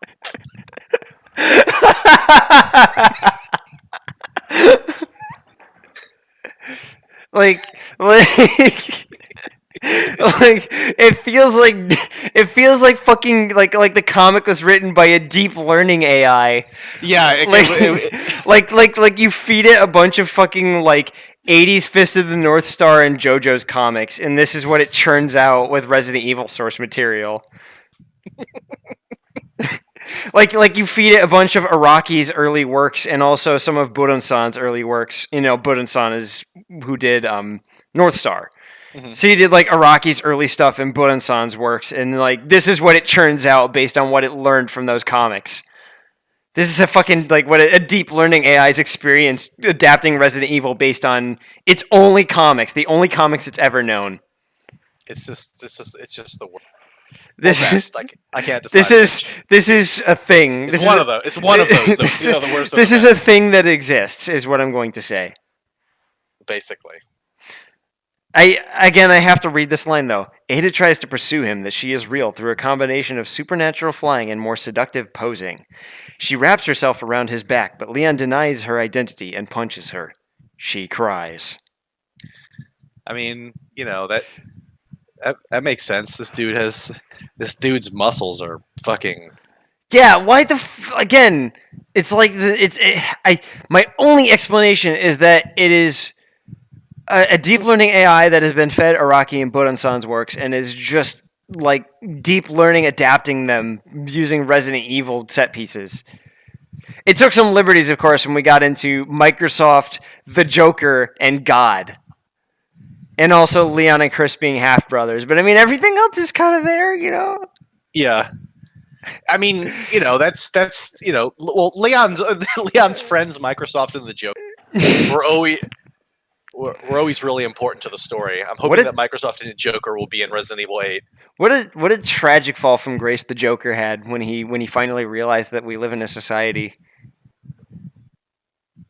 That was a very tragic downfall for that. Once, he was a hero once. And then he realized we live in a society. And then he realized that there's a society and that we're all living in it. It sucks. Maybe that's the real tragedy. Maybe he's a tragic hero. I love these comics.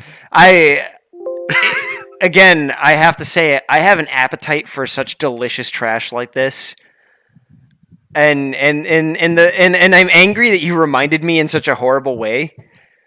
But now that we're here, it is just wonderful. They're so like I would say that I want to read these, but I mean I don't. But also like I don't know if they're properly translated. But I don't know if a translation would make them make any more sense. No, dude. Honestly, I'd love to read them in broken English. Just reading them like in Mandarin. I think it would make more sense because my brain would have an easier time just connecting events as opposed to like more the dialogue. description. Yeah, I'd be like, oh, that's Leon. He's with a couple of people. Okay, he's got a gun now for some reason. All right, if I'm reading the translation, it's like, okay, now he's fighting God, and this is strange. Again, though, I'd enjoy reading it in broken English just for fun. We all know why you want to read it you want to know you're reading it for when Ada fights the Ada tentacle porn.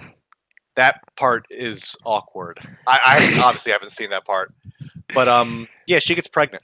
Yeah, she gets impregnated by Nemesis's tentacles. That was in a commercially released. What the fuck is up with these manhwa artists? And they're so damn horny.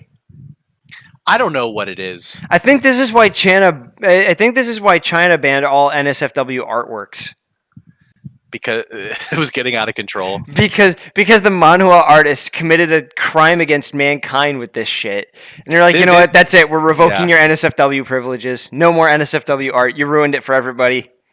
That actually is probably a pretty reasonable. And you know what? To that I say, People's Republic, I don't agree with you most of the time, but thank you. Just this once, thank you.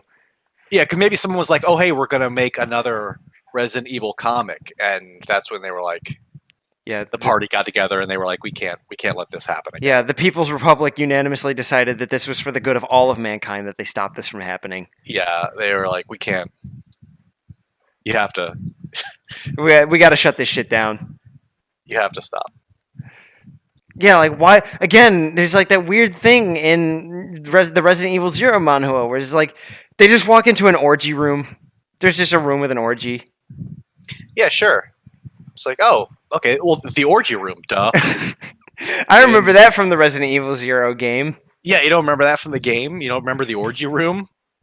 I don't know what version of the game you were playing. Yeah, if you don't remember that, that's on you, buddy. You got to maybe get caught up on your lore. Yeah, it was a bit of an Easter egg. You know, you gotta work a little to find it, but it's there. Trust me. Oh man, I hope they adapt this into an anime. You know, there's an SFW and an NSFW version of the Ada scene. It just needs to get adapted into an anime. It has to happen. I can't fucking believe this, dude. It's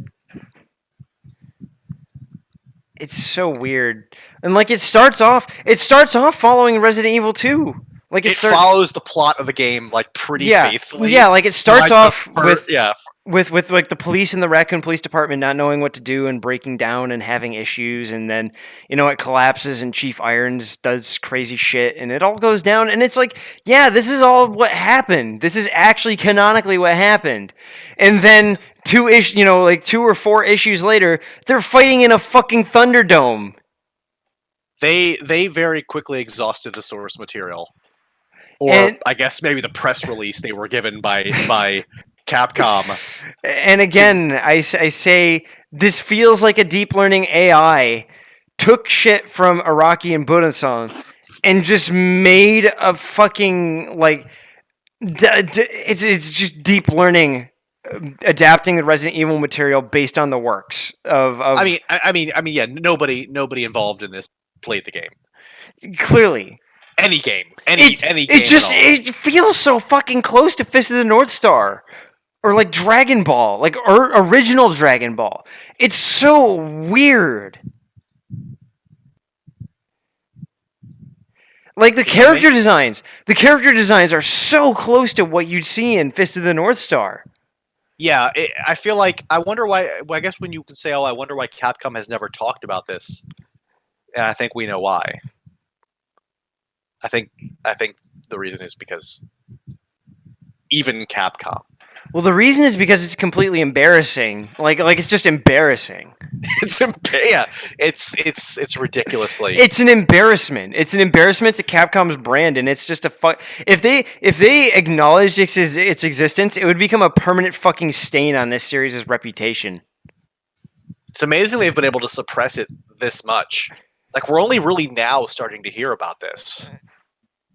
And this is the thing is like, and if you like, we joke about it, but this like irreparably damages these characters. Like Ada gets raped and cries. 2 things that would never happen to the real Ada. No. Ada is strong and independent and always in control and would never let either of those things ever fucking happen. Yeah, she'd never be in that position. Like she always only puts herself in positions that she is in complete control over because she's so well prepared. I mean, I guess, Sadler did end up kicking her ass, but that's about as bad as it gets. He literally surprise attacked her because she thought she killed him. It's a strange. It's a weird. When you finish Separate Ways, he got a surprise attack on her because she thought she beat him. Which is, this was maybe that's why she's talking about how things don't die anymore. That was like her first experience with a never dying enemy. Yeah, and Sadler only died when he was literally completely vaporized by a rocket. Well, rockets in the Resident Evil universe kill anything at one hit. Basically, that's like that's a meme. I mean, that is just the Resident Evil meme. How did we kill Simmons again? The final fight of Simmons. The final time Simmons died. I don't even know if we did kill Simmons. We may not have killed him. Oh no, we killed him with a lightning rod. No, I remember. We killed him with a lightning rod. Well, no, I think we defeated his fly form with a lightning rod, and then we killed him by taking him to Pound Town. Yeah, we took him to Pound Town. One last trip to Pound Town. This game is already enough of a permanent stain on the series' reputation. Honestly, they don't need another one.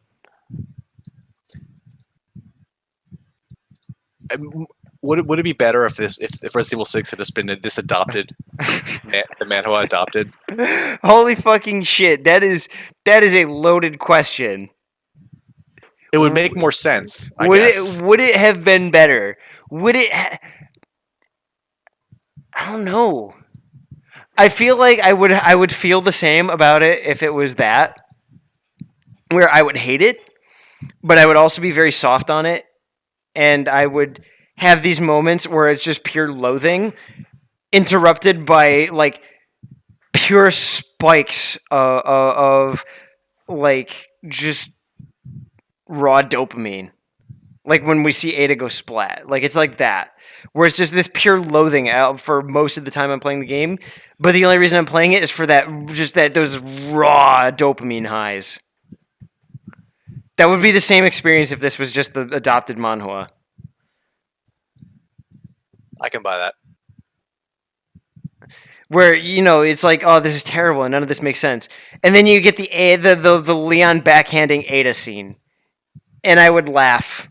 You get Leon backhanding Ada after her supernatural flying, because and that's seductive something. Posing. Because you know what? If I'm trying to convince someone that I'm a normal person, supernatural flying is going to be what does it. What are you talking about? I'm real. Flies supernaturally. Oh yeah. Let me see. Ada never flew before. So I mean, she may have just. At what point was superpowers like legitimately supernatural powers established in Resident Evil? Because I'm pretty sure all of the superhuman powers were established in scientific and reasoning. Yeah, there's a lot of superpowers in the game, but they tend to be related to the virus. And they're stuff. They're grounded in the rules that the universe sets. Yeah, which is science. It's a science-based universe. Yeah, there's not like magic or some pseudo magical thing like mutant genes or the in DC universe the meta gene. Oh my fucking god. Like that's what really is baffling is like there's at no point was it ever established. At no point did it ever occur that we were suddenly doing that. We were just gonna be like, oh yeah, we fly now. They fly now. They fly now. They fly now. They fly now. You see Rise of Skywalker? No, I haven't seen Rise of Skywalker. But you know the meme about that line, right? Yeah, I know the meme. Yeah, they fly now. It's God, yeah. Such a fucking That's such a good meme just because it's perfectly emblematic of the absolutely cringeworthy writing in that movie. Also, I think it was like yesterday it was revealed that the Palpatine that we see in that movie is actually a clone. So we're only getting this 3 months in retrospect that wasn't the actual Palpatine. So they decided to get rid of the expanded universe, which was not. I mean, I'm not gonna lie, it wasn't great. There's a lot of bad shit, but one of the worst parts of the Star Wars expanded universe was the clone Palpatine saga. Oh yeah, that was what they decided to copy over. That the terrible thing, yes. The thing that pretty much for a very long time people were like, yeah, we just want to consider this non-canon because cloning Jedis is really dumb. No, they decided to recanonize that you can clone clone someone's connection with the Force. That was the thing that they decided to recanonize. In all of this universe's unique rules and properties, they decided to recanonize the one that was universally lambasted and hated. Yes. That you can clone someone's connection with the Force. Who fucking cloned this motherfucker? This just opens up more questions than answers. I guess maybe Palpatine had a bunch of his clones ready to go. I don't fucking know. What? And again, we're hearing about this 3 months in retrospect after the film is already out, and we're not hearing this from the film itself. Because this would have been great information to know while I'm watching the movie. Fuck that film. Honestly, the more information I learned about this movie, the more I hate it. Like in comparison, Last Jedi is a fucking Citizen Kane. That's the thing with broken stories is typically the longer they go, the more broken they get because they're on a broken foundation, and so the more you add on to it, the shakier it becomes. Oh, fucking God. Anyway, as per usual, this game has completely sucked the life out of me, and I'm tired. But I'm really glad we did this. We are so close to being done, and God, I cannot wait. Because then the fun part begins, which is going back through this absolute trash fire of a story and making something good out of it. Yep. Um, Something that almost resembles a game.